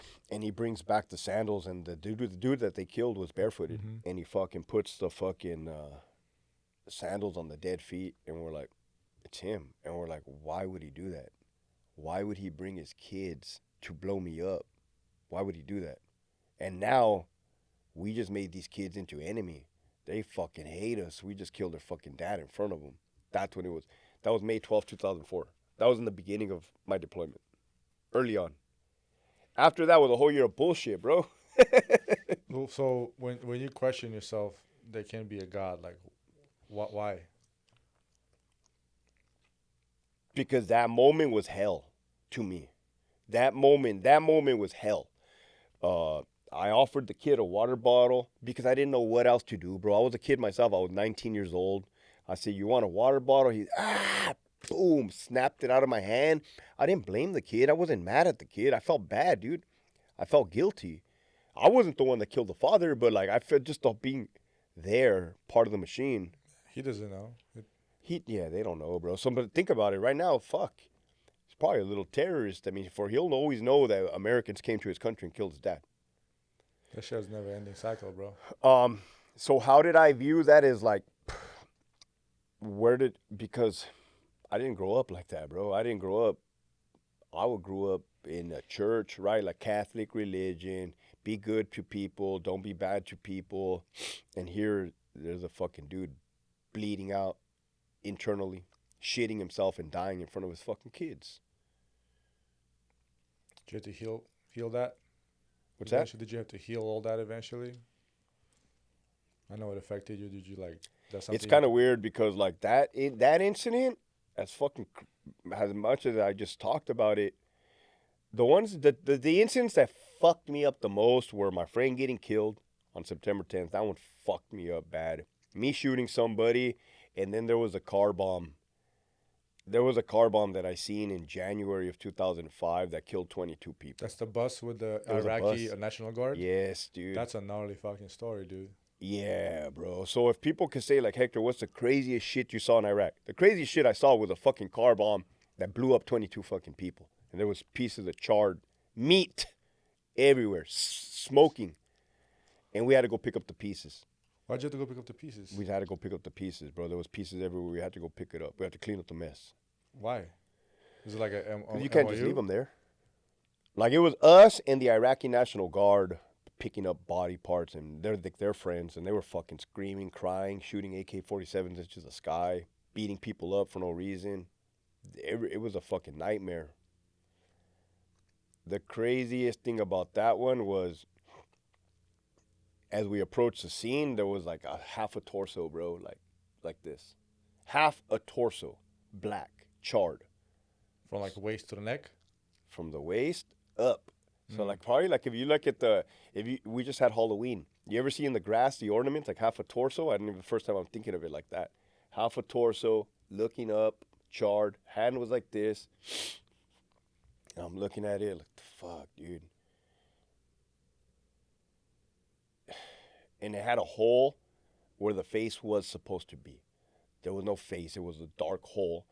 And when I seen the Iraqis grab the torso and move the torso, all kinds of red stuff slushed out of the hole. And I'm like, oh, fuck. And I didn't want to get out of the Humvee. And Sergeant Dean's like, hey, Farrell, get the fuck out. Get the fuck out right now and start picking up pieces. But this was like January. And I don't like to laugh, bro, but I think it's a nervous fucking sympathetic nerve system. And I like, dude. So I get out of the Humvee, bro. And Sergeant Golson, this yoked black Sergeant First Class, muscular ass fucking Sergeant First Class, squared away, solid guy, good leader. He had been in the invasion of Iraq in 2003 with the 1st Armored Division. And then he came to our unit and he deployed with us. He was an E7, bro. Squared away. He tells me, damn, Farrell, I think I seen too much. We're out there. There's the dead pieces of people everywhere. He goes, I think I seen too much. And I'm 19 years old. I'm like, what do you mean you seen too much? He's like, I think I've seen too much. I think I'm going to need to get help when I get back. Bro, so like that scared me. Like, what the fuck? How? Why? Dude, you can't be telling me this, right? Because like you're supposed to have it together. I didn't think he was weak for it, but it definitely had me it definitely had me thinking like, what the fuck, have I seen too much now too? But the truth of the matter is we had all seen a lot. But when you're in it, bro. You don't fucking, when you're in it, it's normal. That's a problem. When you're in it, it doesn't matter whether you're killing people or your people are getting killed. There's brains every day. When you're in it, that's the norm. When you come out of it is where the problem begins. Yeah, dude, that's a beast. That's a monster. Because then you got to face it. You got to face yourself. So it's like you got to conquer your enemy, but then you got to conquer yourself. And conquering yourself is harder than conquering your enemy. Oh, yeah. And try to do that sober. Doing it sober, I'm not going to say it's impossible. I will very say, well, it's possible because I'm living proof. But it's worth it. 100%. There's life at the end of at the opposite side. Yeah. Can you be healed? 100%. Will you be perfect? Fuck no, but nobody's perfect. No, you still have that, a lot of times people give cops shit because, oh, you guys, like, say there's a nasty accident where somebody's like head got cracked open or something, and you see cops laughing. It's a sympathetic nerve system. It's a response. Well, first of all, I can't be standing there and crying because people call 911 to see people handling business in moment of crisis. And you sometimes, like, I had a situation where I was about to cry, but I had to laugh. I get it. I had to laugh, and people don't understand that. Like, so for your viewers and civilians, like, I totally see, dude, I'm having deja vu right now like a motherfucker. I totally see the similarities. It's all trauma. It's all fucking trauma, dude. I don't give a fuck if you were in a car accident, that's trauma. If you were a sexual assault victim, that's trauma. If you're a police officer for LAPD, that's fucking trauma. So you're not going to know it's happening until it's too late, right? And that's the way it used to be in the old days. Hopefully with people like myself, people like you, and other people that have walked the walk, tell you like, hey, dude, start working on yourself now. We understand you got to work in the belly of the beast.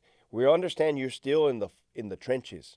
You're still in the war zone, but don't let yourself go too far that it's going to fucking damn near be impossible to reel you back when your time comes to an end. Walk that happy median.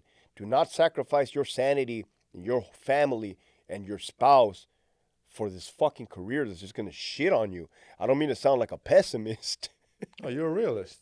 I'm a fucking realist. I'll back up everything you're saying 100%. Yeah. Yeah, I get, like I said, just like you, man, over a decade of healing myself and personal trauma. Everything you just said, bro, you ain't lying. That's the raw, unfiltered, nasty, ugly truth that will take time and effort and a lot of work. A lot of work. And setback. So what does it look like? This is what it looks like. Yeah. It looks like 2 steps forward, 1 step back. 3 steps forward, 2 steps back. 1 up, 1 down. Sometimes motherfucking luck can get you so... I got fucked a couple times, like, boom, boom, like, damn, this sucks. Damn, this sucks, right? Yeah. But I learned to embrace my L's, bro. I'm a king at taking L's now. You have to. That's what makes winners. Yeah, I love L's, bro. I love taking L's, and I'm like, fuck, this fucking sucks. Yeah. It sucks, bro. It sucks at times, but I'm like, all right.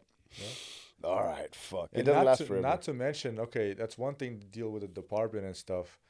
And then it's your friends.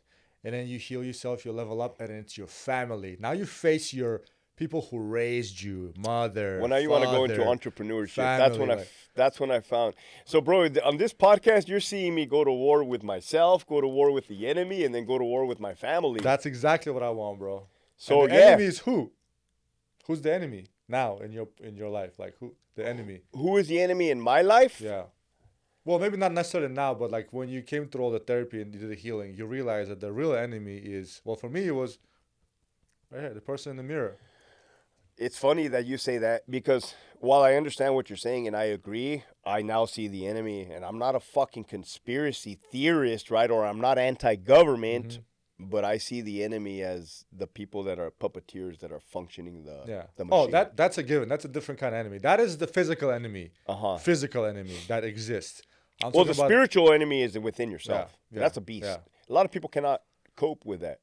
Bro. Oh, That's dude, why they drink beer there's and go to Dodger games, bro. you see all this? You see that bar right there? That's part of it. That's I come alcohol. from a That's family alcohol. of alcoholics. That's My dad alcohol. was an alcoholic, right? Physically abusive. I grew up drinking alcohol like a lot. I was collecting liquor for decades. Thousands of dollars of stupid money spent. Nobody drinks that. I'm in a good place Yeah. right now where I can see that and I don't have the urge Yeah, to drink no. because thanks to God, people wonder, Hector, do you believe in God? Why do you believe in God? Motherfuckers, I'm looking at alcohol. I'm not even thirsty for it. Yeah. That's God. That's not me. If it was me, I probably would have got fucked up by now. You know what I Yeah. mean? So for sure it's God. Yeah. I'm here to prove it. But back to the parents, dude, and the closest ones. And it's not, they don't mean, so for anybody that's in a 9 to 5 and wishes to go to an entrepreneur or just do your own fucking thing or speak the truth, you're going to face backlash.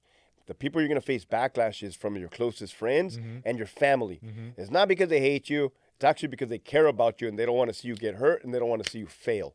But it's also the crabs in the bucket mentality where like, hey, they're seeing you about to get out, pull this motherfucker back in, right? Don't let them go. And I'm finding more about this now in this evolution of my life. I'm coming to terms with not everybody wants saving. Not everybody deserves to be saved. Bingo. So, Right there. which is making me more of a dangerous motherfucker because it's like, okay, cool. I know what I know. You don't know what you know. And it sucks for you. But I got to keep it pushing, right? Oh, my dad, dude. When I quit the department, when I quit corrections, I had already made the conscious decision that I was going to quit in my head.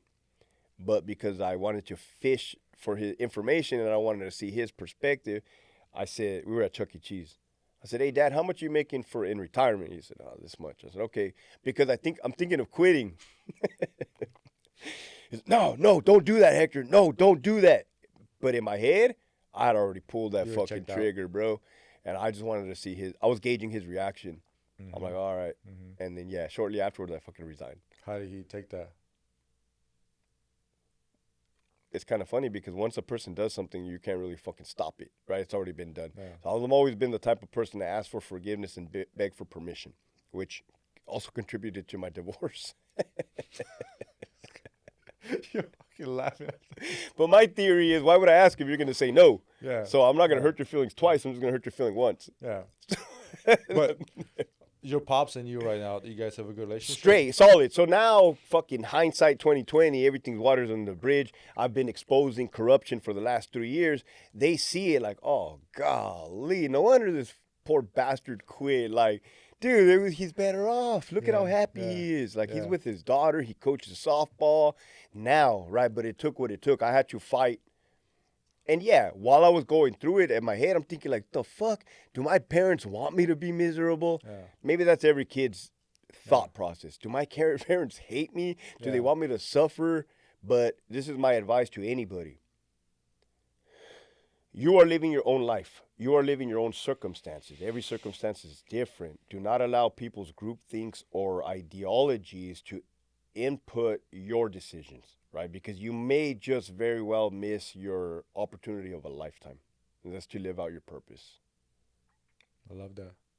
Did you ever talk to your dad about like the CDCR? What has he seen in his time that he served that? Oh, my dad. Did he tell you certain truth? Did he spill the beans, or how did that go? Like, because you start exposing something he did for a long time. My dad's an old school Mexican guy. Okay. Soft spoken, minimal words. So that's the type of guy he is, right? So he's not a blabbermouth. You're probably thinking, damn, Hector, where did you get it from, right? I think I got like my mom's personality, more energetic. My dad, we rarely talk about work or talk about prison.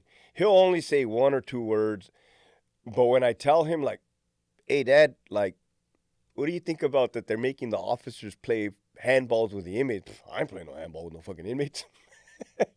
Something simple like that, right? Like, fuck, like, he sees it now. Like, hey, Dad, you know that they're, like, making you, I say making, that they're encouraging you to shake inmates' hands and give them hugs. He's like, nah, I ain't fucking doing that, right? Like, he has common sense also. He understands the environment that he worked in. Yeah. There's a potential to get fucked up. There's a high potential to get fucked up. Yeah. So, we're just spectators now. We're on the outside looking in, dude. It's fucking watching the show burn. It's a show. The world is watching. How much worse do you think is gonna get? It's before funny it how gets better? earlier you're like, hey, I miss the clowns, but I don't miss the circus. Mm-mm. There's parts of me that I do miss. I miss the friends, the homies talking shit, eating, because no, we ate so fucking good, bro. The spreads, the potlucks. I miss the consistent paycheck coming in where, you can buy dumb shit for, well, fuck, I want a Glock. I want another Glock. I want another Glock. I want one this color. Like, that is kind of cool, the consistency. But how much worse is it going to get? Today is November 5, 2025. With the way things are going, a correctional officer is going to get killed in the line of duty in California, right? And I've been saying this. Thank God it has not happened yet. Thank God. But it came close. It just came close 2 days ago. 2 officers were stabbed in New Folsom. One in the artery, in the leg. Yeah, I think you talked about And it luckily the dude he carried his own tourniquet. Thank God to that cop that carried his own tourniquet, and he applied it and saved his own fucking life. Yeah, that's a big artery too. Yeah, so Yeah, shoot him in the leg. Shoot him in the leg. If I hit the fucking femoral, COs that person will die they're getting faster. attacked daily, bro. That's also what drives my passion is I feel like I'm their voice. I'm probably the only fucking saving grace, even though a lot of them don't like me. But again, ego, jealousy, envy. Hey, motherfuckers, I'd rather be your friend than your enemy. Yeah. Right? Because I'm not your enemy. What they don't understand is that you're helping them. Correct, 100%. You're helping them. I'm helping them without even realizing that I'm helping them. And a lot of cops that I talk to, there's a few cops that I'm not gonna lie, dude. Like when I retired last week, right? And before that, I kind of visited the station for a few times within 1 month after months of not visiting it. And just going back in there, I was like, first of all, I don't want to be here. Right. The same shit, smells the same, looks the same people, same haters, same looks, same questions, same fucking gossip, same shit. And you could tell who's the hater. Only 1 or 2 were like, dude, how did you do it? What did you do different? To you? Yes. Yeah. That's majority is like, fuck this guy. He's retired. He's weak. He's this, he's that, which I don't give a shit about. But I come there with an open heart. I'm like, dude, like, ask me. I'm here to help. Like, what do you need? Like ego, bro. Yeah, Ego. exactly. Ego is an enemy, dude. Ego is a devil. Ego in law enforcement is a problem, but it's also a double-edged sword though, because what type of people are law enforcement officers? People that think they can stand up to monsters. You got to have some type of ego to think you can stand up to monsters, right? But also it's a double-edged sword because when you start getting alcoholism and marital problems, that is what doesn't allow you to seek help. But you know what? Yes, the ego, that it takes a person with the ego to stand up to monsters. But let's be honest, that's a fake ego. It is a fake ego. 100%. If you got that ego, have an ego to be a good person. Fix your shit. Right. Fix yourself. Heal yourself. No, Fix it's your a marriage. facade. It's Stand a up fake to your ego. department. Well, yeah, bro, you just said right now that you can tell who the haters are. I can guarantee you that those I don't even know who they are, but I can look at them and understand that they're not with it. No. You know what I mean? That they're not about it. They're not about that life. And that's why they hate. There's different, bro, there's still different types in law enforcement, man. And there is about honestly, 1% of solid motherfuckers that will rock with you till you die. That will fucking die with you shoulder to shoulder. Other than that, you can sprinkle in your support, your naysayers, your haters, your bodies, your puppets. But there's 1%, bro. I've been doing this for 3 years on social media. Yeah. And I see who's who, what's what. You know what I don't understand is, for particularly patrol, right? Years on patrol, we will die going code 3 for each other. If there's an officer screaming on the radio for help, bro, I've seen nasty collisions. I've almost lost friends, like where I've seen my friends literally die in the car after the collisions. We would die going to help each other. But when you go back to the station or outside of a bad call, it's shit on each other, That's gossip, talk smack, That's a culture. envy, ego. Like That's what? a Like it's culture. crazy, dude. It's crazy. Like we don't preach the same shit. is a culture. We don't practice the same shit we preach, and that's culture. Is That's that a like that culture. too in CDC? Identical. I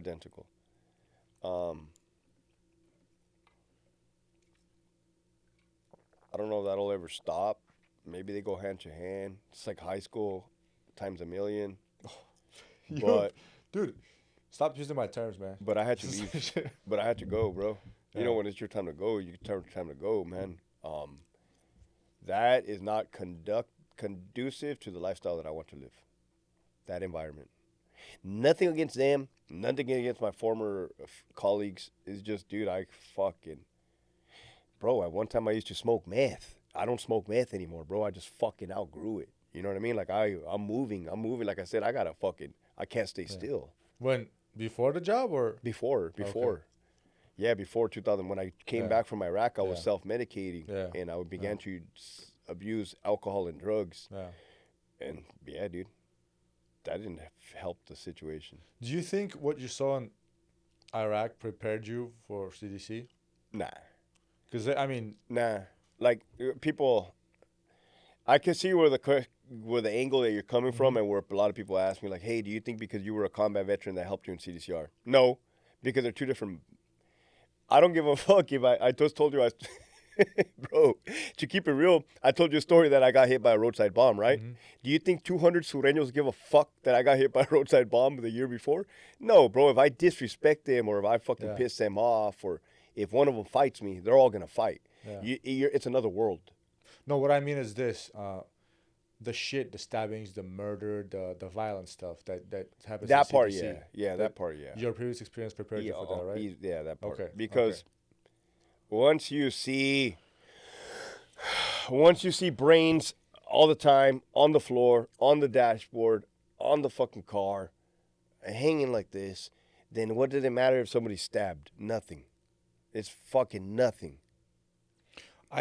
Tell me if I'm wrong, but first of all, I'm that weirdo who watches like nasty, gory shit. I've always been like that. I don't know why. Like back in college, one time my roommate walked in on me watching a beheading and eating a sandwich. He's like, "You're a fucking weirdo." In a way, I did it because I'm not new to understanding that most of the world is a violent place, and also did it because I knew I'm gonna have to see violence and gory shit as a cop, and I still do. Like, I go on your page and I watch fucking gory shit. That's one particular video that I've seen is where the two guys are stabbing one guy. Yeah, that one, and I've been watching this for over a decade, and I'm realizing maybe it's me or maybe I'm realizing this.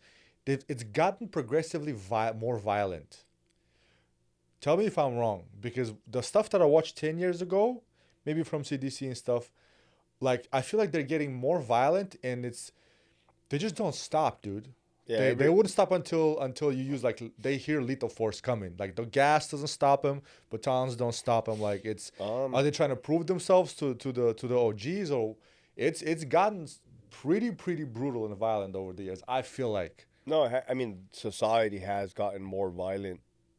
Statistically, I don't have the fucking numbers in front of me, right? But we can know all the incidents that have transpired. And they just shot Charlie Kirk last month in the fucking throat on live internet. Like, everybody saw it. And the fucked up thing about it is... In front of his children. The fucked up thing about it is extreme violence has become the new norm in America. And the violence should never become the norm. Ever. Nothing like that, right? And that's why I joined the military. Because I always said, I want to go experience this so that my family does not have to go experience this. Sign me up so that my mom and dad don't have to see this. Sign me up so that my kids don't have to see this. But unfortunately, and it started with the marathon bombers, the Boston Marathon, they started using IEDs. I'm sure it's happened before then. It's like shit. It's happening on our home front, right? People are getting desensitized. This is going to open up a whole nother can of worms when you're talking about people that are desensitized, 2025. You got people that self-medicate, fucking drink alcohol, watch the Dodgers. And I don't give a fuck. Maybe they're not understanding, well, what does he mean, watch the Dodgers? Motherfucker, the world is fucking collapsing all around us, and you're fucking being a sheep. Yeah. You're being a sheep. You're drinking, you're consuming alcohol, you're smoking marijuana, you're eating the gummies, you're on your fucking phone, you're scrolling, you're on the TikTok, you're liking, you're laughing, but you're hurting. You're hurting. How do I know you're hurting? Because you put a gun to your fucking mouth and you pull the trigger and the suicide rate is up. That's how I know. I had a post 2 days ago. I don't know if you're following what's happening in Nigeria and Sudan. Yep. It's absolutely breaking my heart. It's breaking my heart, dude. And not only because first of all, it's women and children. They're murdering children.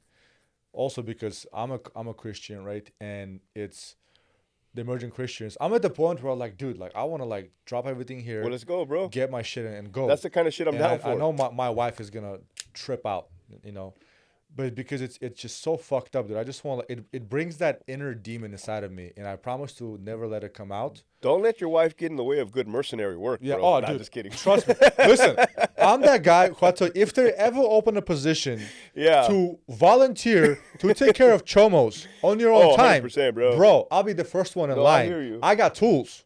I hear I'll you. bring my own tools and supplies. Give Yeah. me one room, 24 hours. I'll take care of business. No, I hear you, You bro. know that there's a person inside of me. There's another side of me. My wife and my children, you know, and just their therapy made me, you know, calmer, softer. good. But there's a part of me who, like, when my blood boils, dude, I'm scared of that person. I don't want to have to bring it I up. feel When I you. watch those videos in Nigeria and Sudan, bro, my blood boils. I want to be there, and I just want to do it with my own So- hands. You know? So those videos, I avoid now. I don't watch any more drug cartel videos because it makes me sick, dude. I don't have the stomach for it anymore. Believe it or not, bro, like don't ever want to put handcuffs on anybody ever again. I don't ever want to use force on anybody ever again. I don't want to be in any type of confrontation ever again. I really don't. I want to just be chill. Yeah. Like that's where I I'm do it at. because I always I want to have that edge. I don't want to get soft, and maybe I'll change. Maybe I when think I'm you your will age. change because you don't have to do that to Yeah. keep the edge. You don't have to do that to keep the edge. The edge is in here. Yeah, maybe. I mean, give me 10 years or so. Maybe I'll grow out of that too. What I was trying to say is, watching what's happening there, and then watching these dumbasses, Dodgers winning World Cup, and I posted on my page. And I usually not try to be political on my podcast page. I'm like, if you're fucking celebrating Dodgers winning, and you're posting about it, and you're marching about it, while there's Christian fans being slaughtered in Right. Nigeria and Sudan, you're the fucking problem. I You don't- are. And it's not that we have anything against sports. We don't. It's not that we have anything against recreational activity. We don't. But I made a post on Instagram the other day. Is like, hey, if you're gonna do both, do both. Yeah. Believe in God, fight, stand for something, and enjoy your leisure. But you're just straight being a weenie. You're straight fucking. And you know who's getting tired? People like me and you that are getting burnt out of carrying their fucking weight. Mhm. And that's who we're trying to wake up. Like, hey, more motherfuckers. Like, dude, we know you've got some warriors out there. Step up because we're getting tired as fuck. We're getting fucked up. Mm-hmm. It's a lot. It's a lot of pressure. And you know what? I'll say it. I got a problem with fucking sports. I'll say it. You know why? Because sports are not. If you want to be into sports, go play sports. Yeah. Go play sports. But your ass is fat, drunk, obese, wearing another like- man's fucking name on your shirt, and you're a fan. You're a piece of shit, not a fan. And the reason why I don't like this global sports is because gladiators, bro. Give them a I get show it. and give them food, Correct. and you control them. And that's what we've become, dude. I enjoy the experience though, like with my daughter. But I totally hear what you're saying, bro. But then again, though, I'm physically fit. Mhm. I don't drink alcohol. My eyes are wide open, Mhm. so I could enjoy that. You know what I mean? Yeah. Like I could enjoy it for what it is. You're not gonna fool me into believing otherwise. Like Yeah, the but government. you're not out there marching in downtown LA and Correct. protesting Yeah, and burning yeah. shit. I don't do and, you know, protests. I don't see you rocking another man's jersey on you No. 24/7, right? No, Stuff like that, you know. I don't. That's what I mean. It's too much, bro. Too much, and they brainwash people and just just hook them on social media with drugs, they're- with food, alcohol, they're hooked. everything. They're fucking hooked, But bro. inside they're dying. Inside they're dying, and we can see it. Everybody can see it. Mm-hmm. Tears of a clown. Tears of a clown. I like that. Okay. All right. Let me. I got a few more questions for you. Let me get that. Talk about marriage.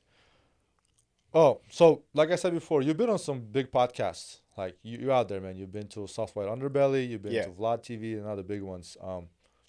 Which I appreciate you coming in to my humble studio. So you blew up quick. 2022, 2023, 25, right? How does it make you feel? Accomplished.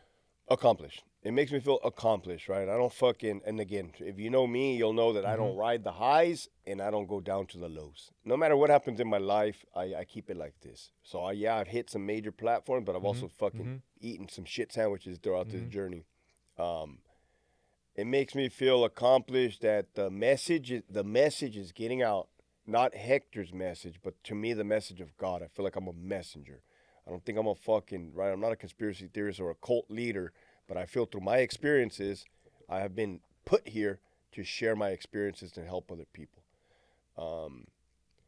I feel accomplished, especially like Vlad, that's a big one, Soft White Underbelly, and they're cool people, bro. Like even speaking to you, one of the best fucking things that I enjoy is this type of conversations. The relationship's being built. I enjoy that. I don't give a fuck how many viewers you got. Like, the size of the platform doesn't matter. I like the people in the arena. It's pretty cool, huh? Like I definitely enjoy this because I get to sit down with. I get to kick it with people that are like Right. like-minded, bro. It's pretty as good, opposed to going to work in a prison dealing Right. with a bunch of fucking lames every day, right? And the inmates. What did you call? What did you call babozos? On your Instagram page. Babosos. The fucking babosos. Yeah, they get me pissed off, bro. But nah, it's cool. It's cool. Like, I'm not even tripping anymore, bro, because I tried to plead to help people. Hey, motherfuckers, please change your life. They fucking shat on me. It's like, fuck you. They need a dick, bro. Stay there. I don't give a fuck. I was trying to look out for you, dude. Right? But for those that do want help, I'll help you, bro. Yeah. I don't think I'm better than anybody. I know I'm not better than anybody. I've been to the bottom. I started in the bottom, right? I'm not a rags to riches fucking story, but I've been through some shit. You speak from experience. Yeah. Well, you said it before earlier, maybe 30 minutes ago. You said you can't help the person who doesn't want to help himself. That's a fact. That's a hard lesson for somebody you to tried. learn. Can't help them. They want to. What I think is cool is like I'm only 41 years old and I've already inherited this much experience and knowledge, bro. I think because I look at all the philosophers, all of them. Who's your favorite? Friedrich Nietzsche. Nietzsche is good. All of them, bro. Fucking Machiavelli, the Prince. That's a dark one. But they're all relevant. It doesn't matter what time. The Bible, it's all relevant. It's all relevant in 2025. Yeah. It's human nature, human behavior. There's so many fucking good ones, dude. The Bible Marcus itself. Aurelius. Oh man, dude, I think they're all relevant. I think Marcus Aurelius' book, what's it called? Meditations should be be mandatory read for like high schoolers. And what a lot of those dudes have in common is that they love solitude, right? They took time away to gather their thoughts or to sit with their thoughts rather and fucking like observe people. And that's why they were outsiders as well. They were watching everybody. Jesus did that. 40 Jesus days. did do that. 40 days. I've struggled with that my whole life. And now I'm struggling with it because of the social media. I'm addicted. I'm so wired at all times that I'm realizing that I'm not present. So I'm fighting that. Just make the changes. Yeah. So I'm really fighting. But having a daughter now, like I put everything on pause and I'm just like present. So what I foresee in 2026 for myself is something I've been wanting to do, and I think I'm going to knock it out. I think what I'm going to do in 2026, bro, is take about 2-week trips, 1-month trips to different areas. Vietnam, Greece, and sit in solitude and work. Dude, go to Bali. Work on my laptop. Go to Bali. Read, you know what I mean? Yeah. And tap in. Yeah. I need to do better in that. And now in the last year, I've gotten real straight with God. Well, first of all, me and him go way back. Like he's saved my ass. I shouldn't be here. I should have been dead multiple times. As a baby, I was a sick baby. I was in coma. As an adult, like I should have been dead. So there's a purpose that he has for me on this earth. And in the last year and a half, like he's really shown me some things and opened my eyes, and I've gotten straight with him real quick. Dude, 20-year porn addiction. 20-year porn addiction cold turkey because of him. Because I couldn't do it on my own. Until one day I'm like, Lord Jesus, I cannot do this on my own. Help. Like that. Just like your alcohol. Right. You know, for 20 years, dude. And it was like, and to me, like faith is very important. And just, dude, I've seen miracles happen in life. Like working on patrol, I've seen people die. Yep. Wrong place, wrong time. I've held together the cracked open skull with brains leaking out of a teenage kid when his mom was calling his phone that was next to me. I held his head together with his brain was leaking out because he was standing in the wrong place at the wrong time when he got hit by a car that was hit by another car by a drunk driver. A foot to the left, a foot to the right on the video, he would have been alive, dude. Instead, I held this freaking cracked open skull together.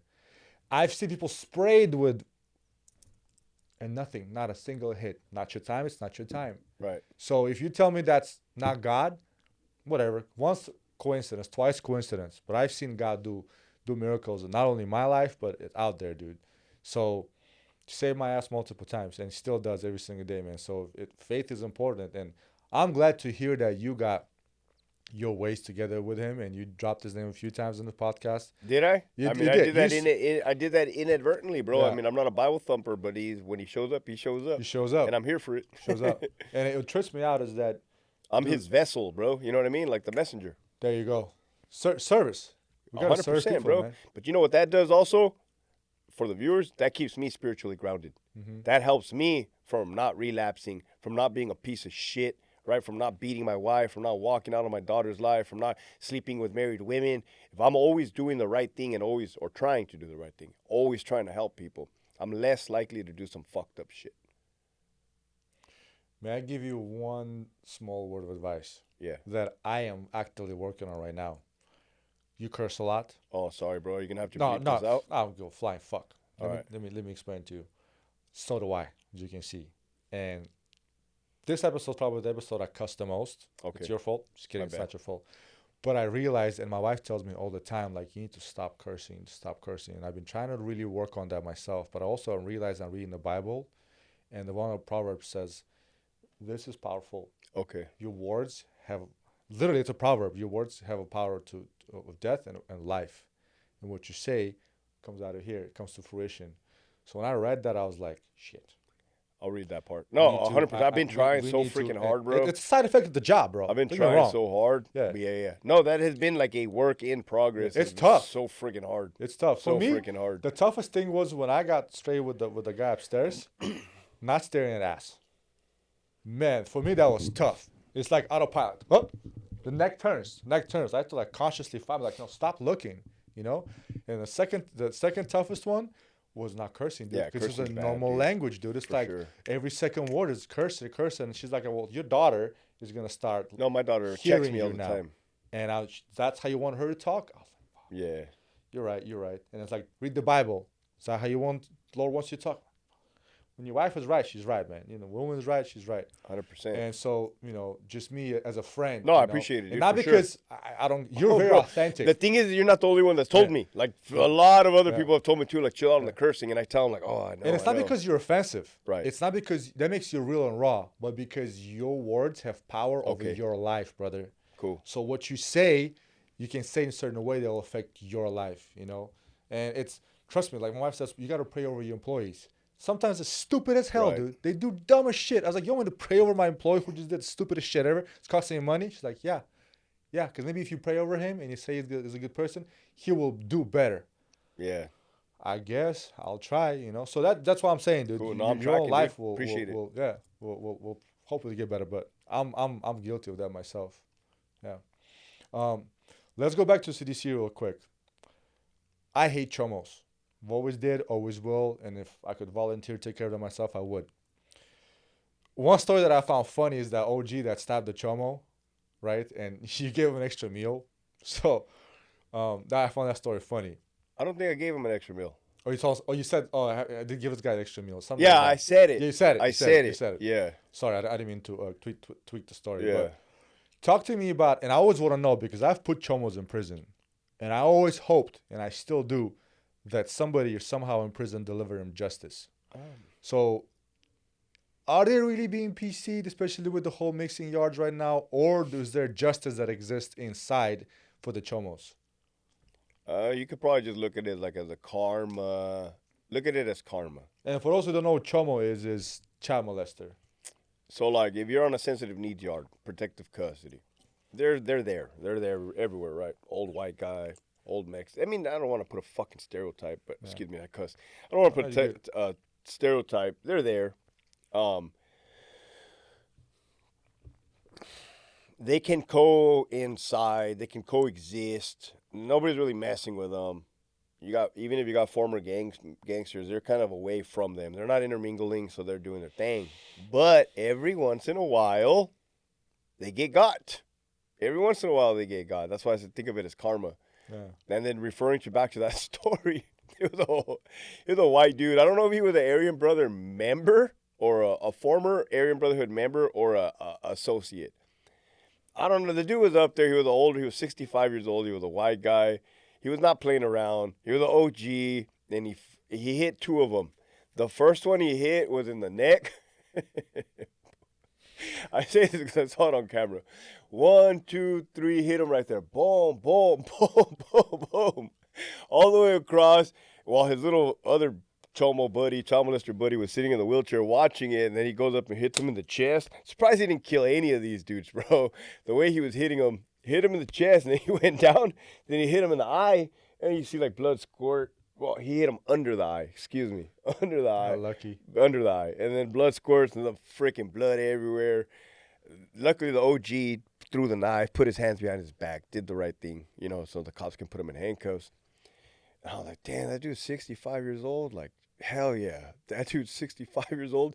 Because as we and you speak, right, one of my biggest fears was, and you stated it earlier, you don't want to lose your edge.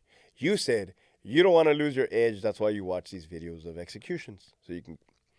Well, my fear, and this was right before I resigned, so this had to have been 2021, Alpha Yard.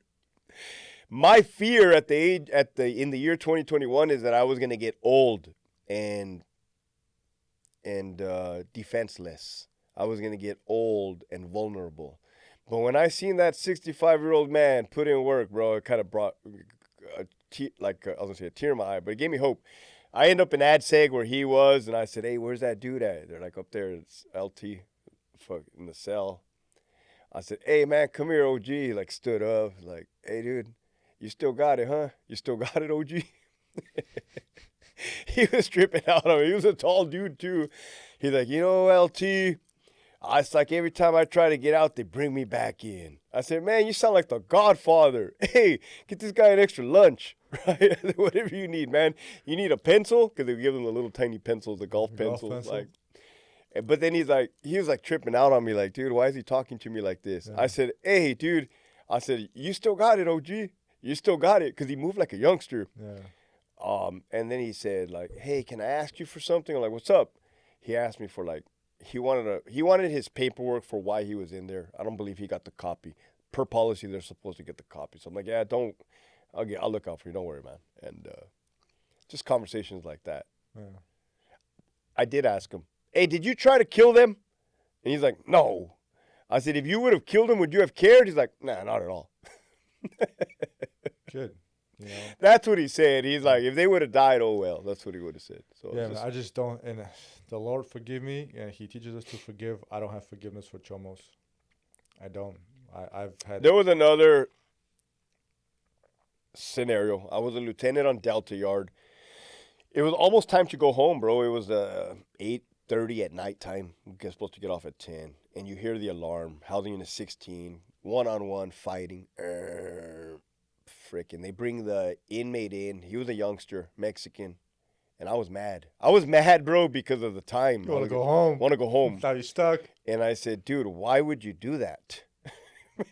Right? Like, why would you do that, dude? I was pissed, and he's like, "Because I got to get off the yard." Like, he couldn't be on that yard. I said, "Well, why did you pick that guy?"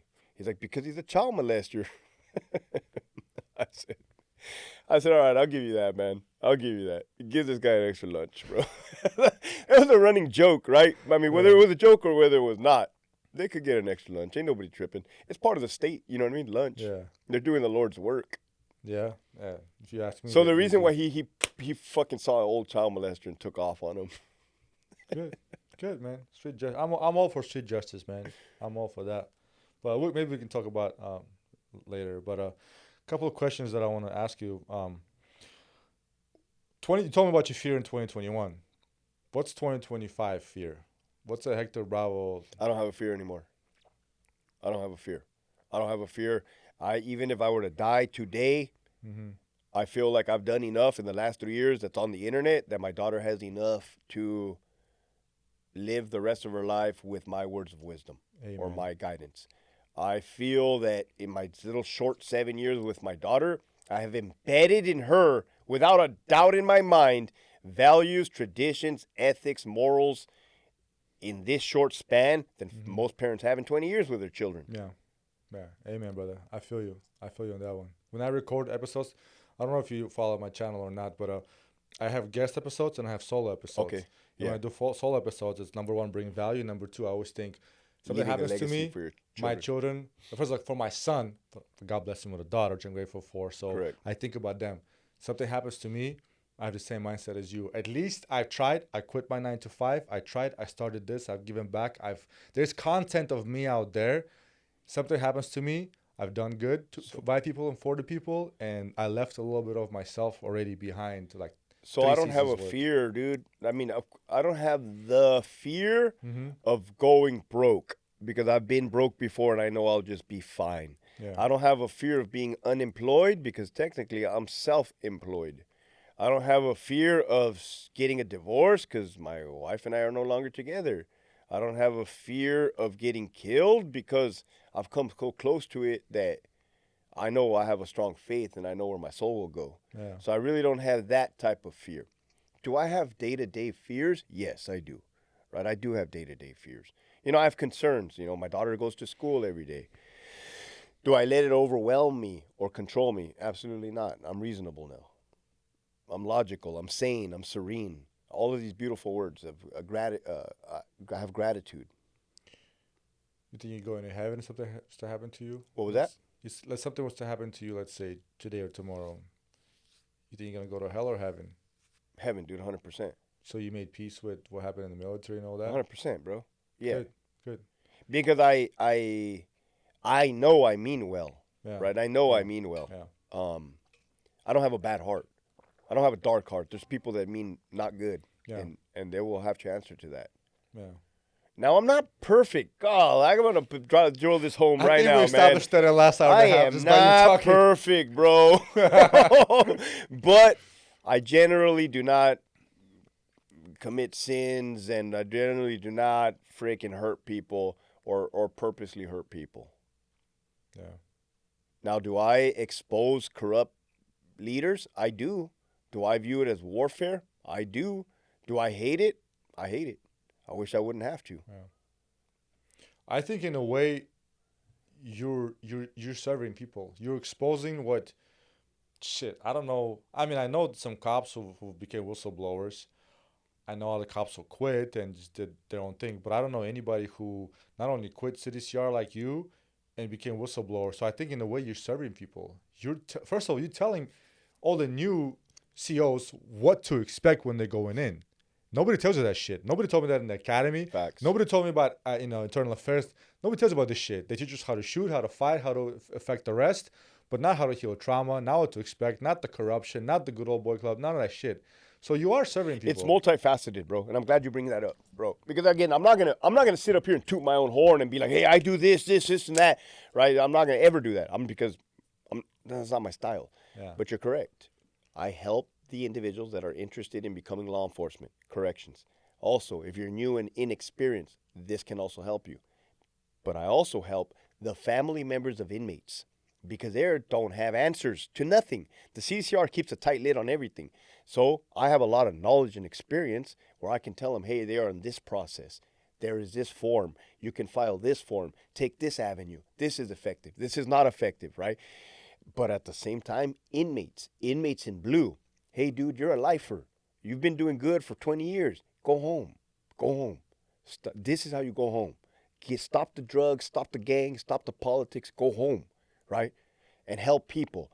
People sometimes take that as, oh, Hector's playing both sides. Hector thinks he's a gangster and a cop. Nah, dude, I'm a civilian. I'm chill. I'm cool. If you need help, you need help. If you don't, you don't. But I don't play any more sides. Again, going back, if we want to complete this podcast full circle, the powers above us divided us. You versus me. I've been there. I've done that. I don't like it. It sucks. Why? I've seen correctional officers and administrators that are crooks and criminals, and I've seen inmates change their lives. So you're not going to tell me that a title or a position or a power is going to dictate who you are. I agree with you. Dude. Damn, I'm passionate about it, huh? Oh, no, I love that. I agree with you. Yeah. Dude, my partner's an ex-felon, dude. Ex-felon. You were telling me about that. Yeah, and I'm a cop, dude. You were telling me about that. Sense. So because me and you wore a uniform at one time and represented one side of the law, now we get to work hand in hand with somebody that came from the opposite background of criminality, but have since changed their life. That is a kicker. Me and you are not slamming dope or fucking exchanging guns in the back of a trunk with somebody. We're all legitimate businesses. We're communicating. We're helping people. Everything's on tax forms, right? And it's like, hey, dude, we have these creative minds, right? Yeah. We have these good hearts. Yep. Let's put it together and let's help Yeah. humanity. And don't be a slave. No, just don't be a slave. What advice would you give to, let's say, people who want to become COs or cops or COs? Like they're right there. They want to join. Like they Don't do it. Right? I'm never gonna say it. In 3 years, I've never said don't do it. In 3 years, I've never said don't do it. I feel comfortable right now to say don't do it. Now, I was talking to a girl the other day, and we were talking about this is two sides to a question. What if you're a new person and you want to do it just because you want to try something and you want to say that you tried it just to get it out of your system, right? But instantly the thought came in my head like, well, yeah, you can get kicked in the nuts, but you don't have to get kicked in the nuts to know that it's going to suck. And that's similar. If you want to be a correctional officer, equate it to getting kicked in the nuts. Okay, yeah, you're going to get $100,000 a year, but you're going to get kicked in the nuts. You're going to get your benefits, but you're going to get kicked in the nuts. So you tell me, do you enjoy getting kicked in the nuts? Me personally, after 16 years, I tapped out. And I like to break it down Crayola style, bro. That's a fucking fact. Like, nobody else, funny. like, that's... Yeah, no, it's the truth. Yeah, so do you want to be a CO or you don't? Can you handle? Well, yeah, Hector, I really think I could handle getting kicked in the nuts. If you think so, go for it. I don't think That's what you think, go for it. Comparison, but just getting kicked in the nuts, man. No. It's horrible, bro. It's horrible. I mean, think about it. Frivolous investigations, getting your pay taken away from you, nepotism, retaliation, corruption. And I'm not even talking about the bad guys, bro. Yeah. You notice how I haven't said anything bad about the bad guys? What did we start talking about in the beginning? That's easy. Your own department. It's so easy to put handcuffs on somebody and throw them on the floor. Yeah. No, dude, You're going to do what we tell you to do, period. maybe in like a red state or something. Like in my country, in the motherland, inmates don't run prisons. Correct. They don't have rights, No, bro. they got the black dolphin. The black, oh, you've seen there's a black Wait, dolphin. I There's a watched the black dolphin documentaries. and there's a white crow. Nobody knows about the white crow. I love Those the, are black- I watch those Yeah, documentaries, so bro. look, the black dolphin is a white crow. Those are, tell them about how they run their prisons. Okay, they have to walk bent over. I see it. They have no rights, nothing. Yeah. So That's my, what did you ask me? Advice? Or Yeah, if somebody advice. wants to be a CO, and you're probably wondering, but why, Hector? Why? Why can't I do it? Well, here's why. 2025, man, you can literally do anything you want. If you're an artist, you can sell your artwork on Instagram. You can sell your artwork on Facebook, on TikTok. If you know how to cook, you can prepare meals. You can sell it. If you know how to talk fast and tell jokes, you can utilize social media.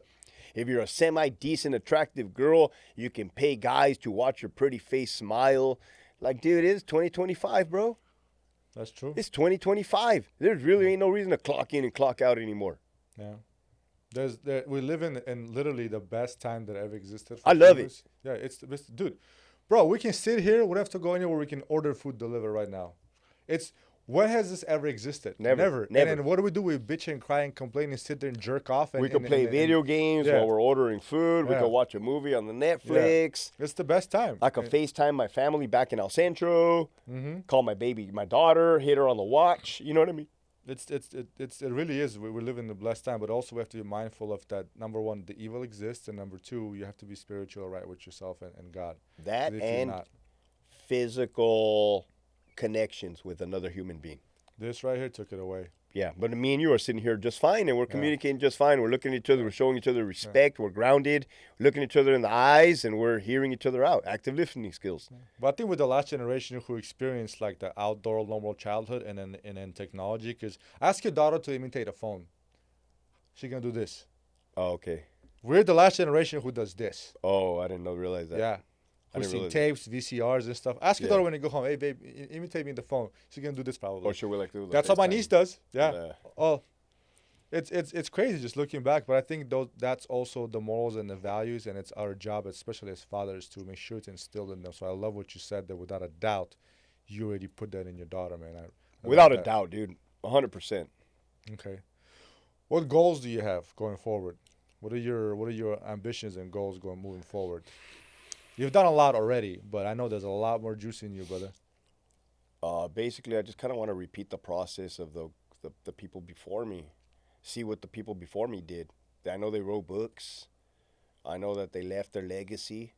I know that they spoke a message. I know that they shared a message. I know that they helped people. I know that they enlightened people. Mm-hmm. So that's the goal, taking it to the next level. You gonna continue to fight the beast?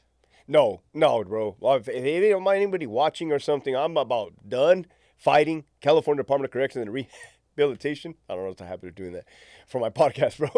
If anybody's done, well, I'm done, bro. Not because I feel like I lost or I took a L, bro. I can only expose so sometimes much. your sanity is it's not worth it. Let's put it this way. I drove the point home.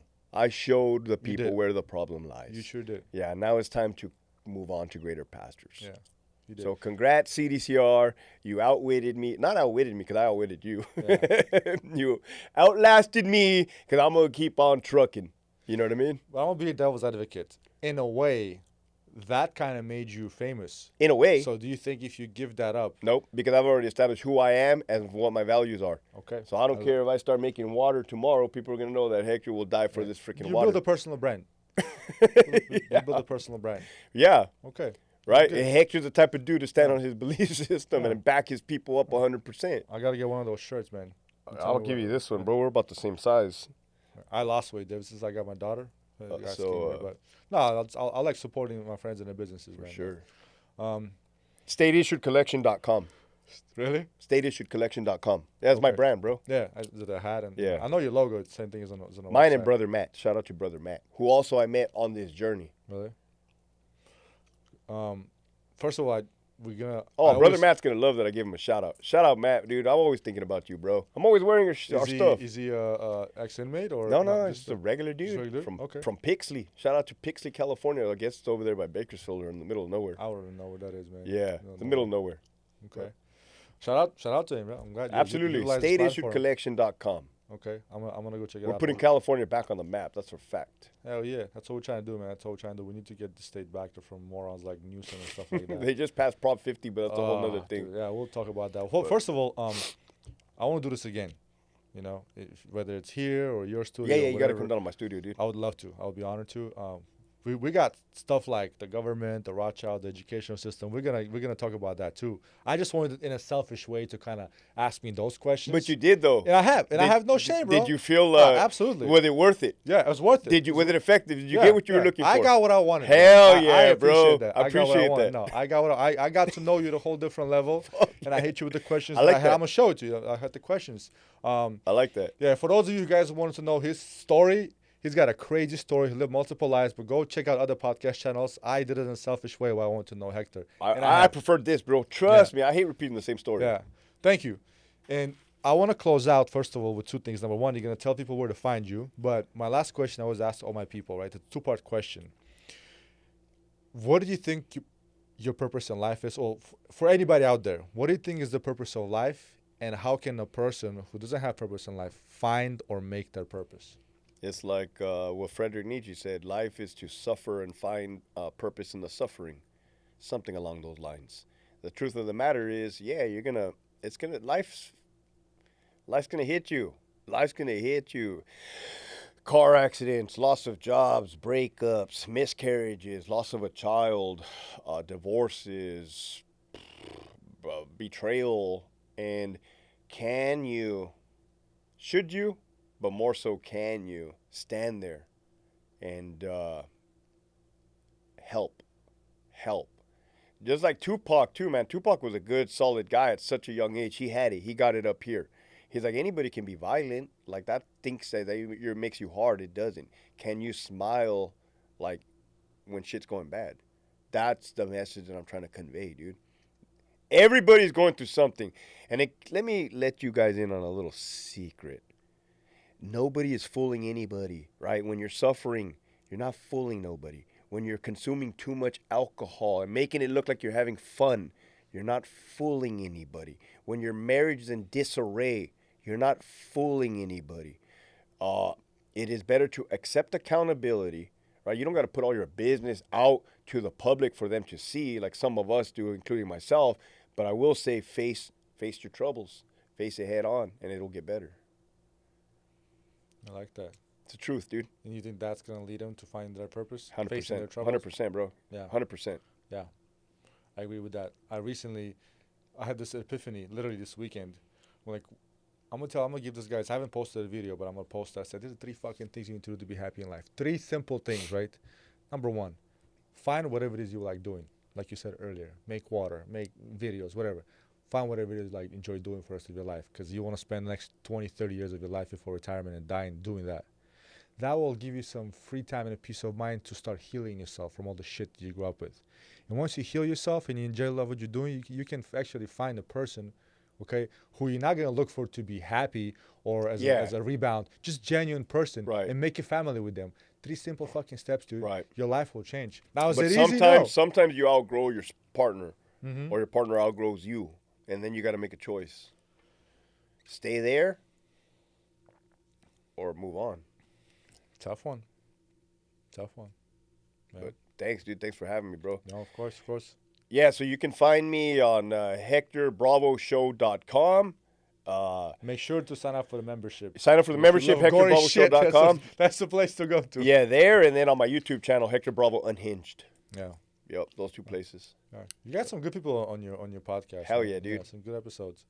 Cool. Yeah. But thank you for having me on, bro. Oh, of course, it's an honor, man. Thanks for coming down here. We'll definitely do it again. Hell yeah. Yeah. Well, we'll get into some real funny shit. Let's do it. Yeah. All right, well, you guys had it. Make sure to follow my man, Hector Bravo. Check out his website. Get some of his gear. Follow his podcast. He's got some really good people out there. And just support his movement. Help others and help your friends and help yourself, man. Because at the end of the day, what we're trying to do is we're trying to serve you guys. That's what we're trying to do. Especially you, man. Stop being knuckleheads. Get your shit together. Okay? That is, bro. Facts. Cool. Thank you for being here. Thank you.